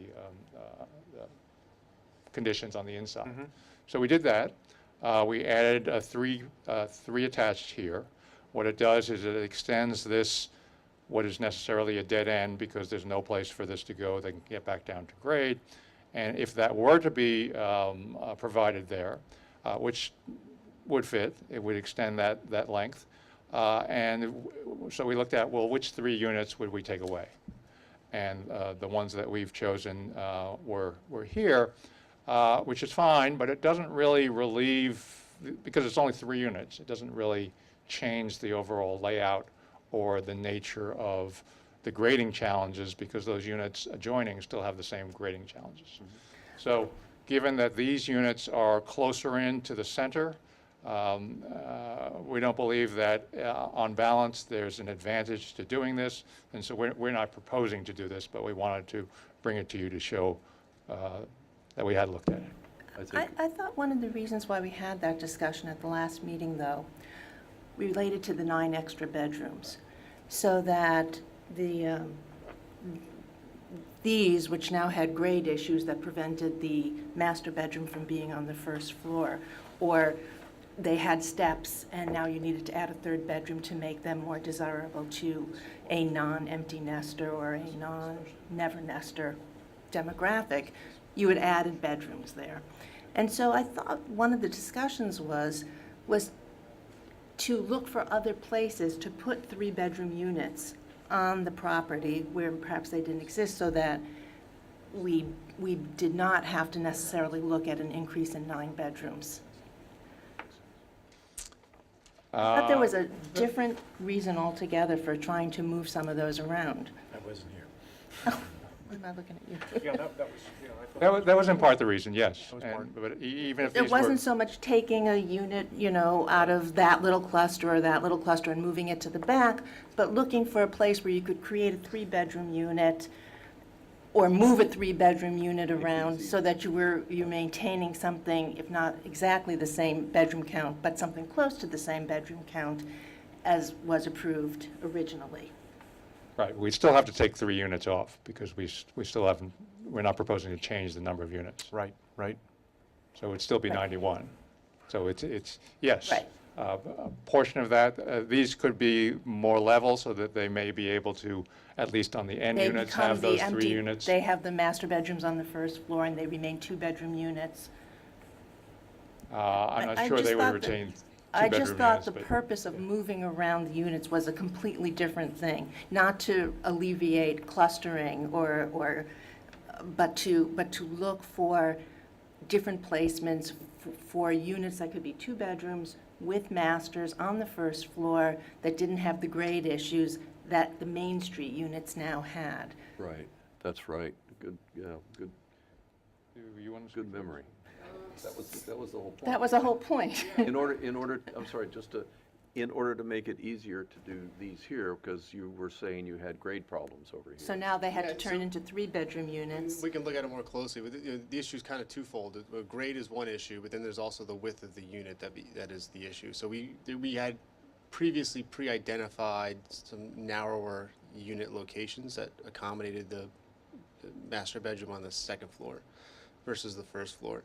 And we can take another look and kind of reshuffle the things up in that first quadrant, but you're still only, what kind of became the crux of the issue was we were only able to relocate 3 units. So, from my perspective, it doesn't make any difference I would think, to the town where your bedroom distribution is or how it is. The important thing is to get the grades to work with the street in here. And if Yep. you're able to do that without shifting bedrooms around, that's fine with me. It's just, it was represented earlier, it was such a tough thing to get your bedroom count. Oh, yeah, we still believe that that's the case. And, so have we solved the grade problems in here with your original bedroom count? I think you have. Have we solved we met the grading, Right. request of the town and the board up front, but we still have an issue of significant drop slabs. I mean, we have not been able to, there is no engineering that out of the equation. In order to accommodate what we need to accommodate on the main drag, you're always going to have that drop slab condition on the adjacent units. But that's, okay, that's your problem, not our problem. Well, But this not a is problem. why, We like this it. is why you sought to add the 3rd bedroom to each of those units, was to make them more attractive to people Right. who might not be empty nesters or never nesters. So that added the 9 bedrooms to the bedroom count from what was originally approved. And I think, Tom, you had the idea that you could Just the shift, bedrooms. you could shift it around, and you could maybe extend to the back of the property and find a place to put a two-bedroom master on the first floor. Yeah, I didn't think we were talking about shifting units from point A to point B. I thought we were redistributing bedrooms from point No, A I to mean, point B. we were tasked with studying this exact condition of extending that cul-de-sac, and it was a twofold conversation. One, it was, well, the real genesis of the conversation started with, can we, kind of ease some of the congestion of the building massing, and there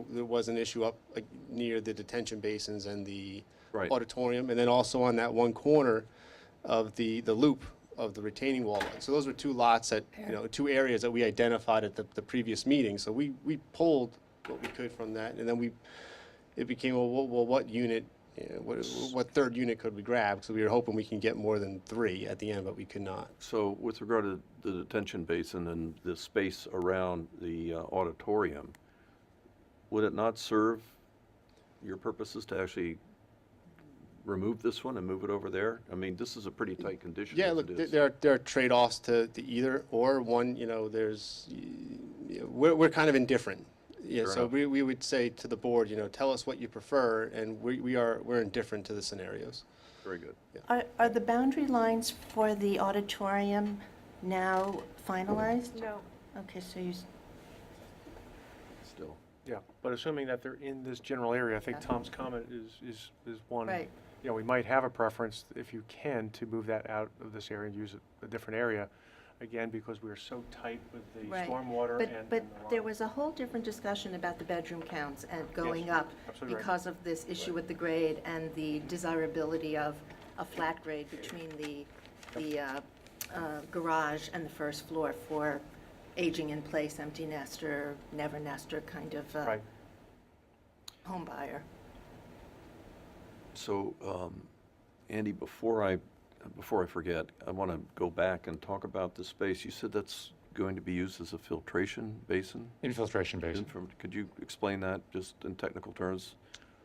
What It's a does that mean? stormwater management measure by Right. which because we're in a DEP watershed, we need 2 measures in sequence before a stormwater is released. So one of the measures is in both of these open space areas are used for some type of stormwater measure, which requires that they be pervious, so that the water can. So it just means it's grass? Yes, but it's But is it graded as a basin? it's graded as a flat basin, yes. What's a, Is it a This you usable said space flat. for sitting Yes. with a chair and Yes, throwing? but a if it's frisbee? raining out, you won't be sitting out in the middle of the Suppressed. lawn, Gonna most have to- likely. because it must be slightly depressed because your grading plan doesn't show any depression at all. Yes, and it also may have, I have to check the stormwater plan again, it may have underground galleys. That's fine. Okay. As part of the infiltration. I just want it to be usable other than at times Oh, of yes, a it is, storm. it is, Usable as it an is usable. amenity. And on a sunny day, I could be lying out there and reading my Toss a paper ball. and, what's that? Toss a ball. And toss a ball, yeah. Okay, thank you. And one, just back to the first point, this, Or frisbee. if you have a certain area here and you're using subterranean galleries. Yes. To store the water and everything, if you have enough elevation, you could, for instance, you could say, all right, well, we'll lower this whole area, and these people can keep the house up here, and these can keep it here, and then it'd be 3 steps to go down to it, or a sloped area, and then that would allow you to unhinge all of these. So that would be the way to look at that if you have. Well, enough they're depth. all, as I've been told a number of times, it's a puzzle right now. And we have to figure out how the puzzles fits together, because it's not only the road profiles, it's the utility profiles and also the stormwater measures. Now, keep So in mind too, about 2/3 of all this area has to be redirected north and west and emptied out on the other side of the Kisco River, because there's a lot of flooding on Bedford Road. So there's one, if you want to point it out, there's one area where they are building 700 which is going to be a main retention system, which picks up 2/3 of these lots. So I'm not saying they can't do it, but if you lower it too much, you won't be able to get there. Yeah, Grade-wise. part of the charge at the secret findings was that where the ridge line basically goes, the north-south ridge line basically goes through the auditorium, we were required not to increase the amount of flow going to the east because of the high water along the back of those homes there. That they're ponds, and they have septic systems that are impacted by rising water. So we're actually bucking grade along the top of this and sending that water.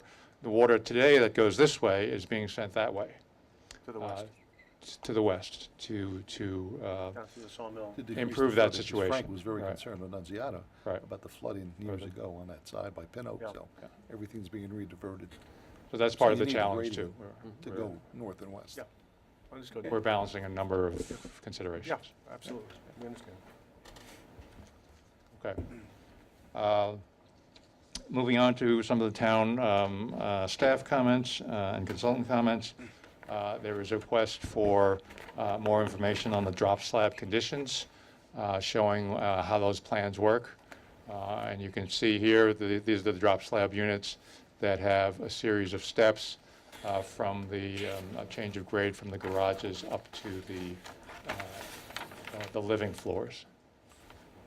And so there were plan views of the garage level as well as So those are the upper levels. 4 risers, it looked like from the drawing? Yes, that was in that particular unit, it was 3 and 4 Three risers. and 4 risers, right, okay. And also we had elevations of what those units would look like. Yeah. Similar to the vocabulary that was shown previously for Right. the difference Now, in materials and colors. how will this work? We're looking at one unit here. What, I guess, is this a 4 unit? This is a 4 attached, yes. So what will a 3, what will a 2 look? I guess what I'm really driving at, will we see a similarity in all of the structures so that we'll have the same materials and the same sort of pattern? Or are you going to have a unit or 2 or 3 or 4, whatever it might be, that are going to be brick treatment to mimic the old Reader's Digest building? Are we going to have a mix, or is it basically going to be, the same treatment?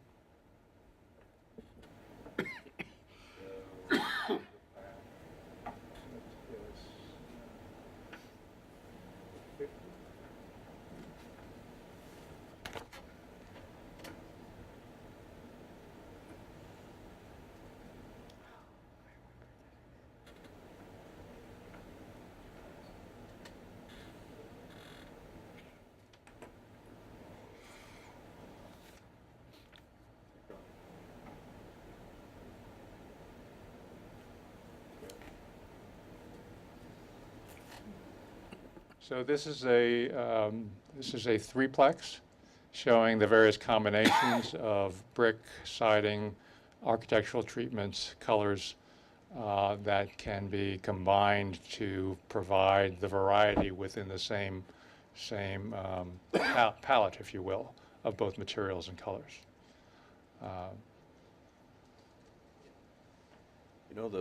So we'll look to develop anywhere from, if I had to guess, somewhere between 3 and 4 different unique elevations per model that we're looking to build. And then we'll go through and we'll, mostly prescribe, how we want these to lay out. So, this won't be a case where someone will come into our sales office and say, I want an all stone elevation, and then someone next door will say, well, I want the all stone elevation. And all of a sudden you have, a whole community of all stone elevations. So we're gonna have to do some prescribing of, what elevations are going on, what lots, in order to make sure we get the variation that the board's looking for. Yeah, I appreciate that effort, but, maybe the other way is better. I get you too, right? You just kind of rely on whatever, yeah. And then it looks like more like a real town. We're happy to go that way also. I mean, it's really, we recognize what the concern of the board is, so, Thank you. You know, the way we kind of program our projects is we typically adopt or self-impose look-alike restrictions, we call them. So, you know, we can't get a lot of similar stuff adjacent to or next to, and So it would be interesting, though, if there was a consequence to doing it the other way, that 3 of these were stone, that one was wood, you know, and all of this one was all wood. right. And it was just a random mix of those things would feel more like a real neighborhood to me. Because to me, in looking at these, as I look at them, it's really hard for me to distinguish the difference between them. They essentially look the same. I know it's in the Yeah. detail, but when you're driving down the street, it seems to be nobody, you know, looks at that one and says, okay, I got that. Now, how is this one different?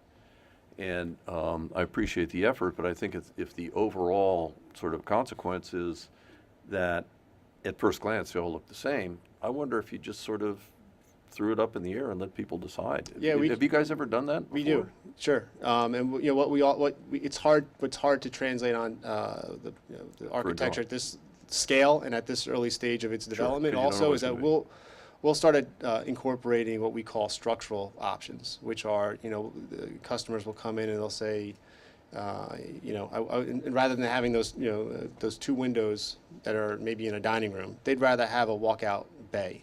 And so we can sell them that walkout bay. So we'll Great. program in a lot of that variation. Good too. So when people come in, they can, you know, that's kind of what we're known for, right? People will customize and personalize their homes, and we like to give them that opportunity. That'd be great. Okay. So I agree with Tom. You know, when I look at those buildings, they're all the same. But then I look harder, I can see the colors are different in some places. And, but if you could change the window thing, if people want that, Yeah, so we'll go, you know, our target will be somewhere, you know, I'm gonna guess it's gonna be 3 to 4 different elevation stylings per plan that we sell. And then we can, you know, there'll be, I'd let them pick. let them pick. You know, there are Works. great neighborhoods that are all stone. There are great neighborhoods that are all brick, Yep, right? So all right, thank you. that would be, I mean, I don't speak for the board, but that would be my intuition, not intuition, but my suggestion. Okay, I think that would be probably more successful in trying to achieve what we're trying to achieve. noted. Okay.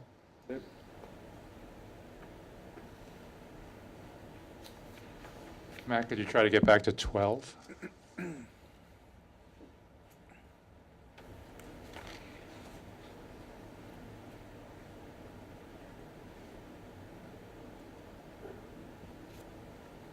So this is the, and maybe zoom in a little bit on the south side of the site. Not quite that much.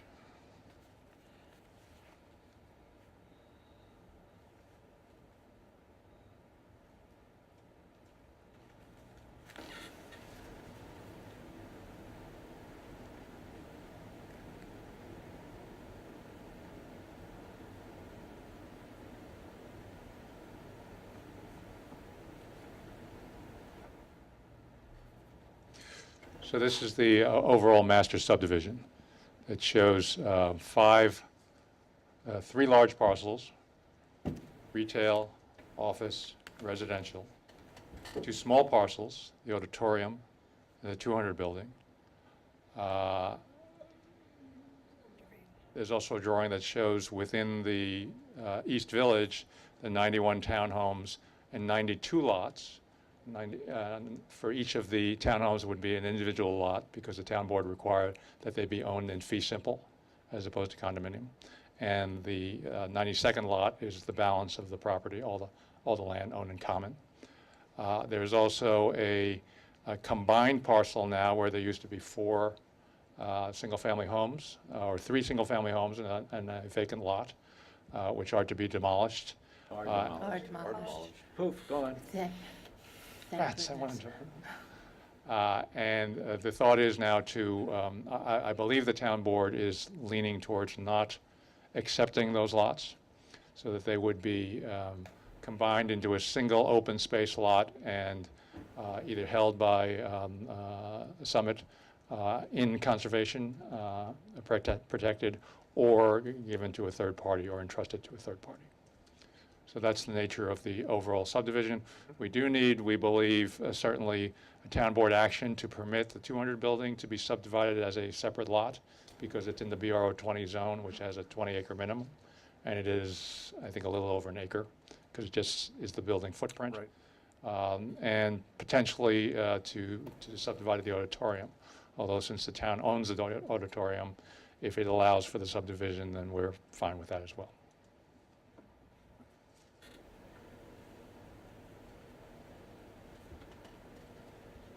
So this is the actual subdivision plan for the 92 lots within the East Village. So each of these individual townhomes has a piece of land surrounding it that's bisected by the party wall in between adjoining units and runs out to the open space between units that are across from one another, but basically fits around the footprint of the townhome. And the 92nd lot would be all the common open space and the roadways. Let me just pick one, for example, just say, that unit there. Where is the lot line Can you zoom in on that? on this side? Is it at the building wall?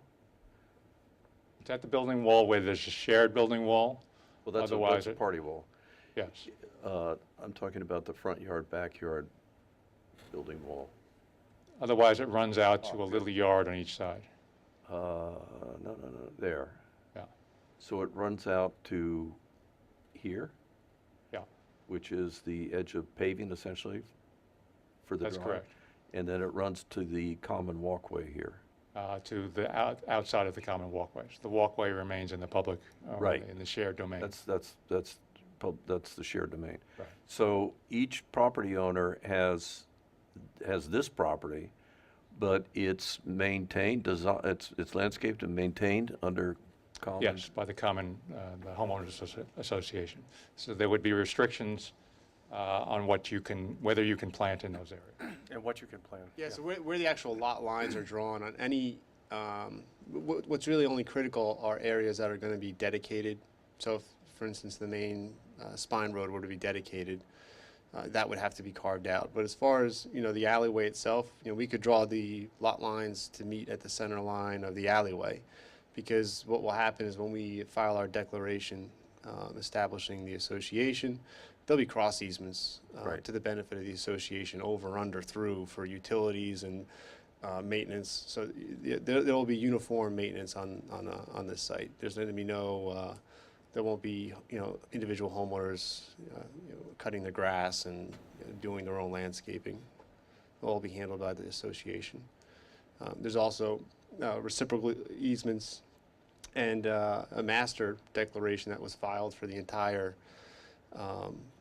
Chapel Crossing site, which has obligations of each sub-association, that they have to maintain their property to certain standards, as well.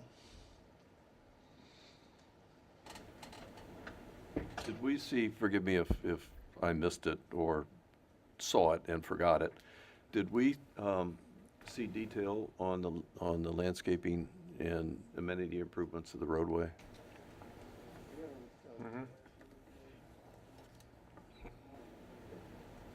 Not a detail. The streetscape is similar in that there's a common sidewalk. There's street trees along the sidewalk. We can go to the landscape plan that's in the set, which is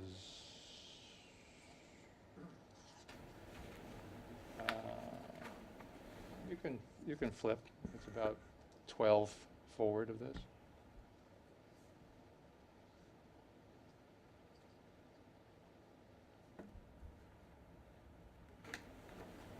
There. Yeah, that's.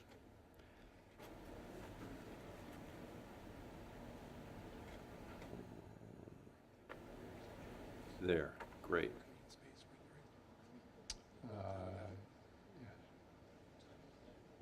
Yeah, so there's parking along both sides of the, Right. that loop road. So and a sidewalk running behind the parking. Do you have there's a grass verge. illustrative rendering that shows all these things We have a perspective view that shows, with the lighting? go back to the streetscape view. I mean, it's the same lighting fixture that, Oh, I don't mean the lamp type, I just, the spacing and how much of it there is. Yeah, there's a lighting plan on this. Okay, I'll Yes. review it on my own. yeah, okay. Thank you. The lighting is similar to the spacing that's along the Got it. main entry drive. Thank you. So that's the bulk of the studies and the new information that's been provided in response to the comments that were raised. We appreciate your comments and look forward to continuing to work. I think that, for instance, on the comments that Steve offered this past time, which we'd like the opportunity to sit with him and look at the design of the berm and the meadow and optimize that situation. I mean, it's to all of our advantage to do that. So I just want to go real quickly back to that. Yes. The view from the parking lot of the wall on the other side, right, from the parking lot where the office buildings are, of Yes, that wall, yes, right. makes the project feel like it's sort of something that's landed on top of a plinth. And I do think that that's a bit of a problem. To the extent that the view from Cowden Lane with a natural berm as opposed to creating a wall by doing different grading, I actually, I think I agree with Dick that I think that the natural berm is probably better because it looks like it's actually sitting in a natural landscape. So despite my concerns that I didn't get the drawing, we didn't get the drawing I thought we were going to get, I think that one fact for me is enough to suggest that maybe we really don't want more wall over there. Well, we came to a similar Right. opinion. Right. Question on the playground, where is it being moved to, or It's not, not? it's not, Nothing, at this point, Nothing. nothing proposed. nothing's Right. proposed. Okay, and we don't need one to satisfy the requirements of the, The cupola building has a playground, and the applicant has indicated that with their recreation center that they're constructing and the trails that are being connected and developed as part of the retail site plan are what they are providing for recreational resources. It's up to you to determine whether that's enough. Okay. okay? I had two minor detail things before we turn it over, because I think Bob's got a lot of details, which I guess is best looked at some other time. Just for Perhaps. the board's information, I just reviewed the stormwater. Mhm. I still have to review all the general comments and the subdivision, which I'm gonna prepare over the next week and send out. Yep. These Right. are just There's a lot of stormwater. work. So I have Yeah. almost 30 stormwater comments Yeah, and I about understand. 30 general comments. Right, but I think there's some overreaching issues that Sabrina will talk about too. And I think they're important, but I had two questions or two issues that are minor and technical. But when I've looked at and measured out various drawings at the recreation center for the pool, and my recommendation to you will be that in some cases, some of the drawings that turned out to be 75 feet long, and that would be the appropriate length, I think, for what you're planning to do for this community.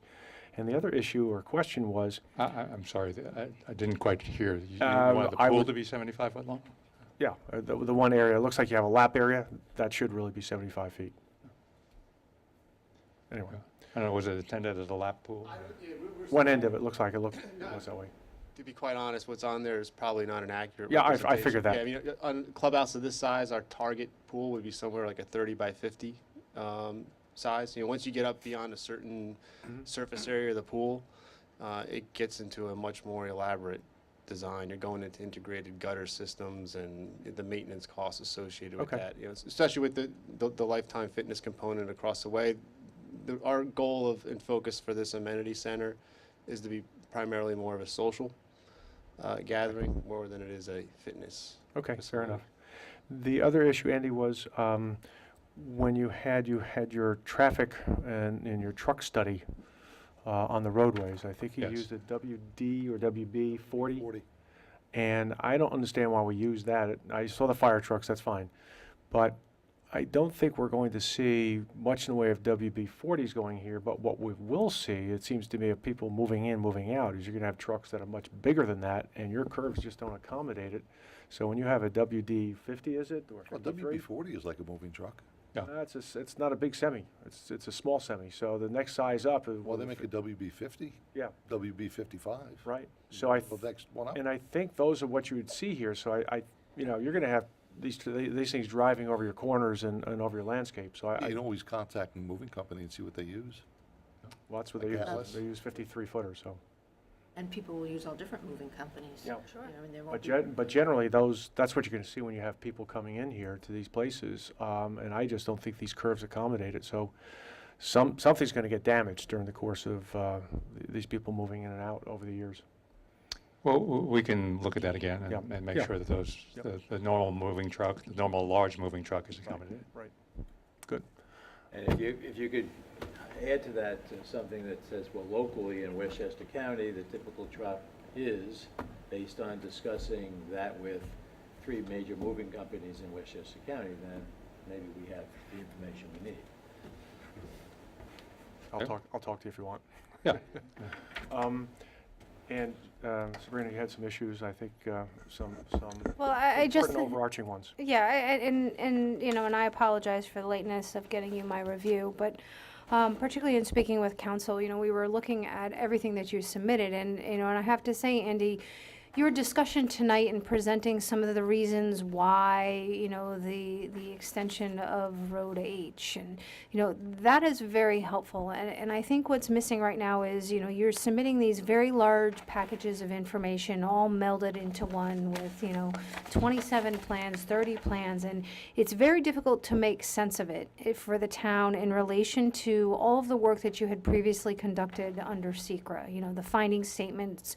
We're trying to make sense of what was examined, what wasn't examined. And in speaking with Les, you know, we think that it would be very beneficial to provide a separate environmental analysis, really looking at what was considered, you know, via the previous finding statements to what you have now. I mean, we never contemplated the wall systems that you're contemplating now. And that's not to say that that will raise any significant impacts in the SECRA review, but we just don't have the level of analysis that I think the board needs in order to make that determination.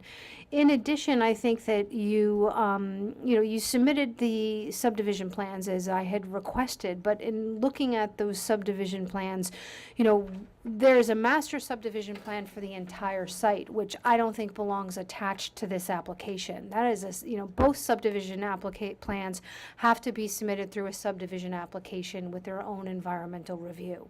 The master site plan, I don't even think belongs associated with this application. There are issues relating to that don't affect this applicant.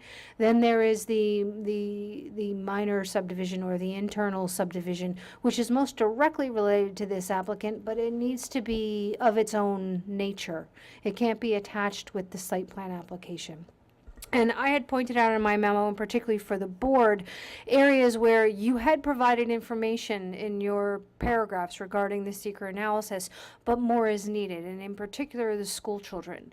You know, I went digging back through the finding statements for what, you know, in 2008, what was the source of the multipliers, and, you know, examined what those factors were and did it still make sense. And then following through the other finding statements, there was a 10% reduction via the Chapakua Central School District in school age population.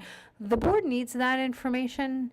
And I think that, you know, in order to not get caught up by not having an adequate environmental review, we need to kind of piece that together. And it is an extreme amount of work.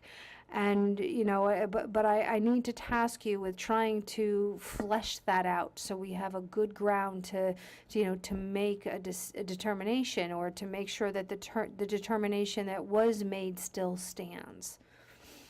So, you know, and you can read through what I wrote, you know, in kind of areas that I had identified. You know, the board went into great detail tonight about the wall and the berm. And you specifically had those 2 pictures that were taken from Cowden Lane. But there was no narrative saying these photos were taken from Cowden Lane at this point and this point, because my question is, well, how about the rest of that roadway? Take a panoramic picture today of what that looks like, you know, and Bob's sitting over here sketching a profile to help show the elevation of where that house, the closest house, sits in relation to where that berm is being proposed. And I think it would give the board a better sense of comfort to see that level of detail, to really, you know, help them understand what you're trying to do here. You know, so I have to request that more detailed analysis be provided in each of those areas. When I looked at the lighting plan, you specifically call out that on the lighting plan you will find, and I'm looking at the lighting plan and I can barely see what's underneath the lights. You know, it wasn't very clear. And, you know, when I measured the lighting poles, I compared it to the lighting plan for the retail, and they are the actual same light poles and fixtures, but I questioned the layout of them, and it was very difficult to see the layout of the lighting, of the light poles, their locations in relation to the trees that you've planned in there, in relation to the intersections of the streets versus the sidewalks. And I think that that's very integral to understanding how the site is going to function from both a pedestrian standpoint and an auto-centric standpoint. And we've got both here.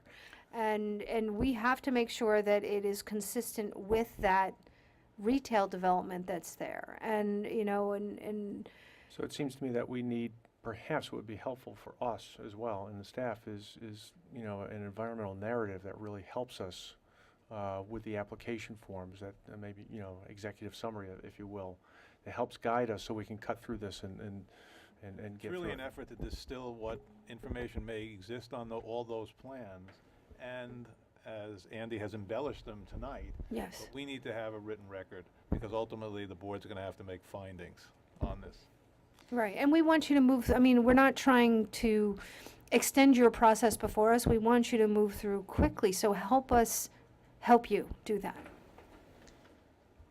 Thank you for that. I appreciate the guidance. I would like to tell you that this was not a small effort to put together the submission was not. No. that we have, because there was a far-reaching discussion that we had with you last time, and your consultants and staff and, you know, asked a lot of questions. So we tried to be responsive to those. I would like to ask then that we have the opportunity to, rather than going back and doing this again and submitting it, but to sit with each of the staff and to go over each memo and find out how best we address them, so that the next package, hopefully, that is submitted is a lot closer to what you can act on and that we can go to public hearing on. Right. But I think, Yeah, and we've set aside, I think, was it September 5?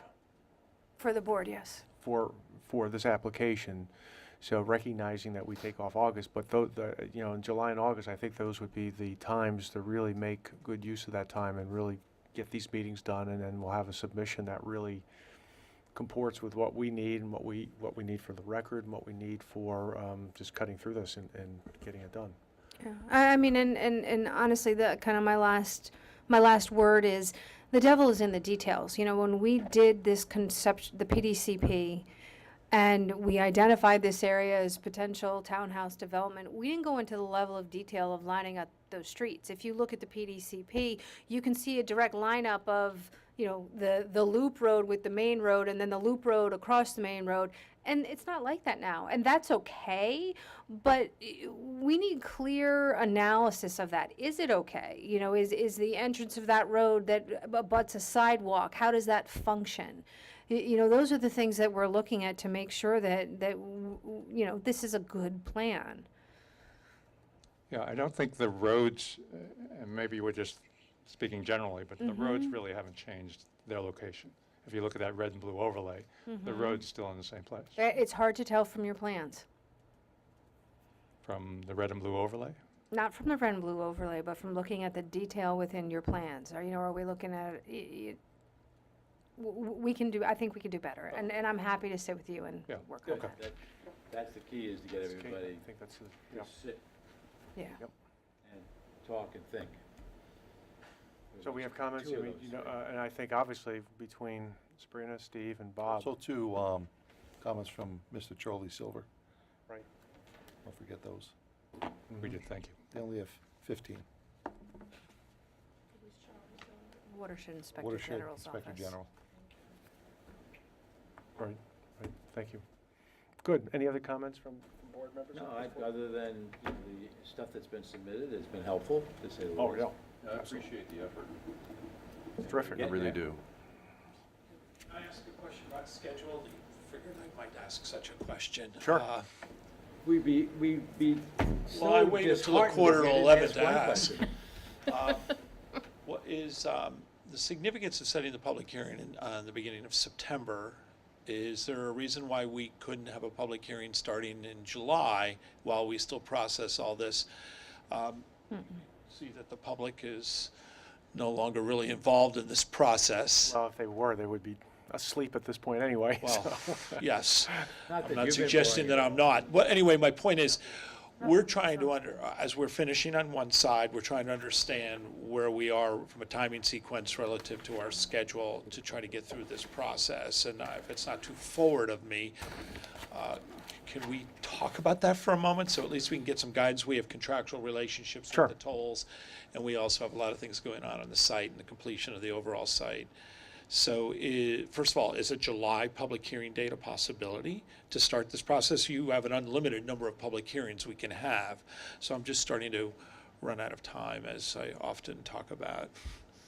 Well, help us. Do you have some sort of contractual obligation whereby you have to start a public hearing? Yes, currently our contract with the tolls was we weren't completed with our approvals by September 17th.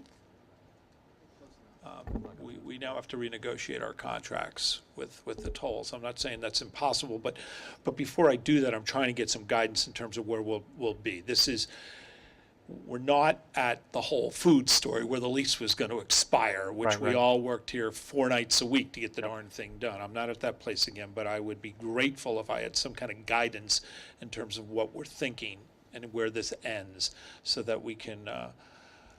Well, I mean, Let me, if I might, I mean, there's a lot of work to be done. And the time to Can you speak into the mic? the time to do that work is between tonight and that September 5th day, when we come back. And then, if the work is done, the board would be in a position, potentially, to schedule a public hearing right after that. Because if you start a public hearing now, you're just going to be extending it and extending it, you're not going to save any But at time. least we started. It doesn't say, there's no requirement that you have 2, 3, 4, 5 public hearings. All there is requirement is 1. But what you want to do, and typically this board does, is get to the point where the application is in a position to have a public hearing, and we still have a lot of work to get to there. But the opportunity now with this hiatus to meet with staff, to satisfy the conditions that are set forth in the staff memos, to address the additional issues that came tonight, so that when the September 5th meeting, which the board is dedicated to this application, potentially you'd be in a position to then set a public hearing. In other words, you'd like to know when the end is, but we don't even know when the beginning of the end is yet, because Well, there's so much that needs to Well, be my pulled together. comment would be, and again, that our only time to really get a reaction, so I'm not, when's the last time we met with this? So 2 months ago, we were here, and then we produced this information. Now we have new requests, and that 2 months from now, we're going to get together again to determine if, in fact, we've satisfied the conditions, and then, so. Well, I'm not, may I just say something here, that I'm not entirely certain that this board responding to the work you're doing is the whole story here. It seems to me that there's a lot more work that needs to be done at what they call it, the back end of the front end on the environmental side, and pulling all this stuff together. I think that's your big hurdle, and in the process of you pulling that information together, I'm guessing that we can work through the issues we have. Yeah, not to mention the fact that we still need subdivision applications, which we have not gotten. Right, but we haven't been able to complete that until we have border lines that are moving around a little bit. but Felix, you can submit an application, and we know that those border lines are subject. This is to get the application moving. So tell me what to do, because Submit an I'm application. getting pulled at from about 5 different directions with different. So as I advised tonight, you should file a preliminary subdivision application. The master or the individual? Both. Both. So are the locations, so we're not moving the locations anymore, so we now can move the, What will happen, if those locations of those boundaries move, then you will finalize them as part of your application review. okay, so we can go ahead and start that, because Yes, you can. I've been a little bit Absolutely. of Dutch on the master subdivision, because it's been dragging. We're Well, operating under- absolutely, but it has not been dragging by virtue of the town not processing your application. I wasn't pointing any fingers. I understand, but we are We're making a prepared to record, start that's your all. application. We are prepared, once you submit that application, to have it move forward so it is not dragging and we can move forward. And that's operating independently of what we're doing here, but Correct. ultimately will come together with the final subdivision based on the approval of Correct. this site plan. Right, and- Correct. And it's not impossible that we get to the point where we'd schedule public hearings on Both of multiple those. applications. What we perhaps could do is schedule you for July 31 as just a report and tell us what you've done, and That- what have we done for staff. That might give us a better idea of where you're going to be in September and October. That would be helpful. You don't have to send, 18 pounds of paper again, but just Come in tell and give us- us an update. Yeah, exactly. Tell us where you are, and we'll confirm with staff that this is where we are, so we can perhaps have a 15, 20-minute conversation, see where you are on July 31 before we go off for a month. But again, we have, to Les's point, and I think Sabrina's point, the real meat is really not going to take place, though, until September 5, when we really start to have this information. So we could offer that perhaps as Well, it's. some sort of, it might even help you just in terms of like a progress report to tell you satisfactory, very satisfactory, or unsatisfactory where you are.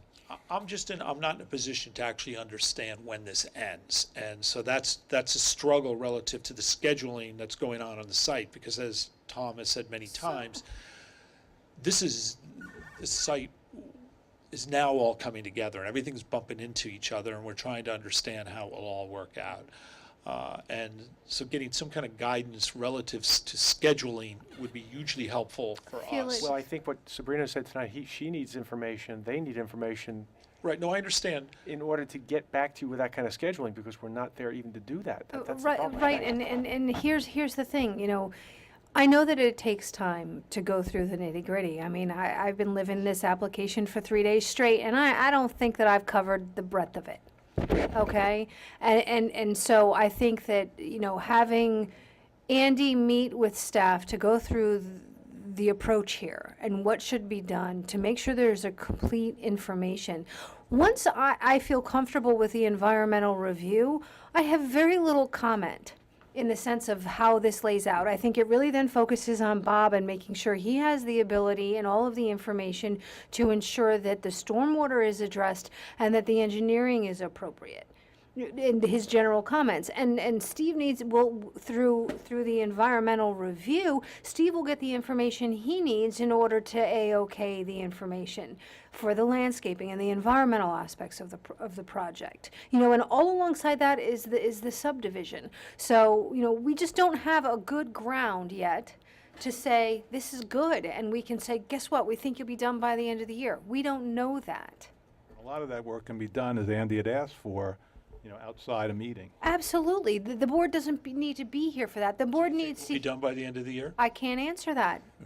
I can't answer that. Which year? Well, that's Look, that's it my has joke. been notorious since I have been working on your applications that there is always a Hanukkah Christmas rush. Notorious every year that you have a change before us or an application. So I am really hopeful that we don't run into that this year, okay? So I'll take that to believe that will be done before the Hanukkah Christmas You can take rush. it however you I'm Christian, wish. I'm not Jewish. Do any of our Jewish friends know when Hanukkah starts this year, so at least I know a date? What is it, how early is it, Steve? I remember seeing it in the calendar, I think it's. We put it on our calendar. or something. It's not often that we measure applications by shopping days, but, Clearly, I need to get my religious calendars rendered to memory. Anyway, thanks for the July 31st. And I guess is it September 5th? Is that the other day we're looking at? yeah, we set up a special meeting for you guys, so that we would be able to make a lot of progress. Okay. That's the whole reason. Otherwise, we wouldn't be back here until September 12th, Yes. 19th? Yeah. So can So we're we, appearing here for you. can we book you for October. September 12th too? So we No, can go the No, 5th no, and the no. 12th? There are conflicts. Well, We used to be able to do that. I know that. What changed? There's no meeting. We have conflicts. All right, I understand. Thank you for that.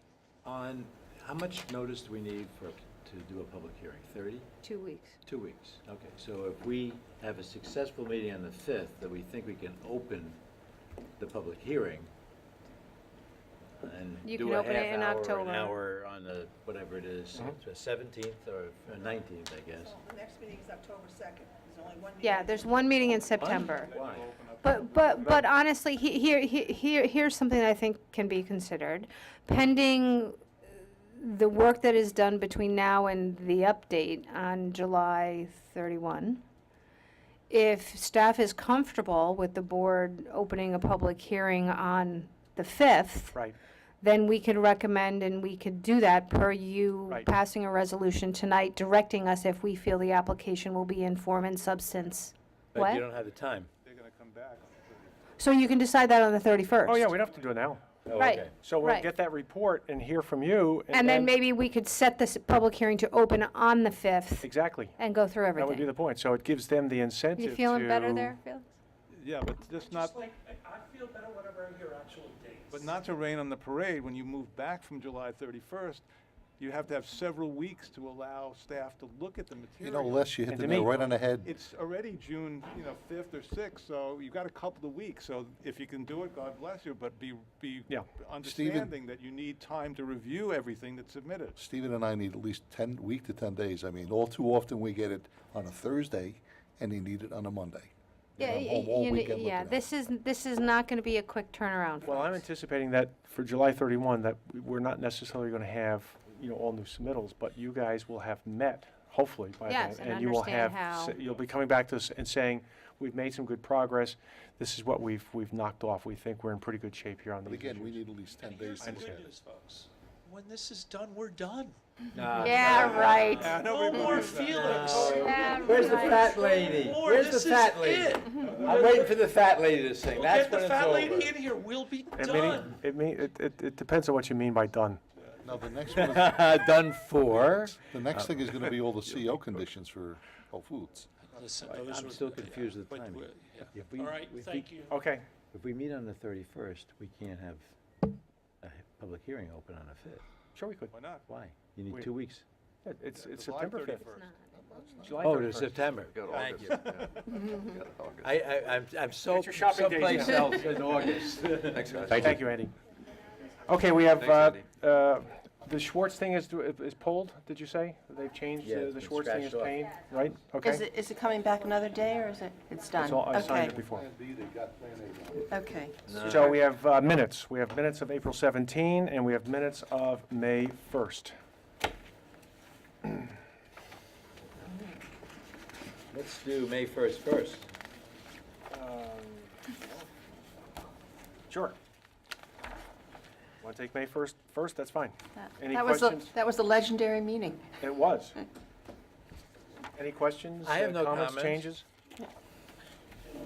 If not, is there a motion to adopt the minutes as drawn up on, for May 1st? So moved. Second? Second? All in favor? Aye.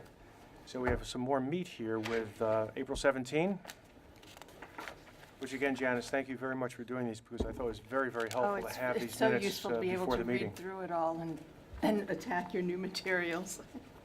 Any questions, comments? I just anywhere? had one very minor thing on page 8, line 24. Take out easily and substitute in potentially.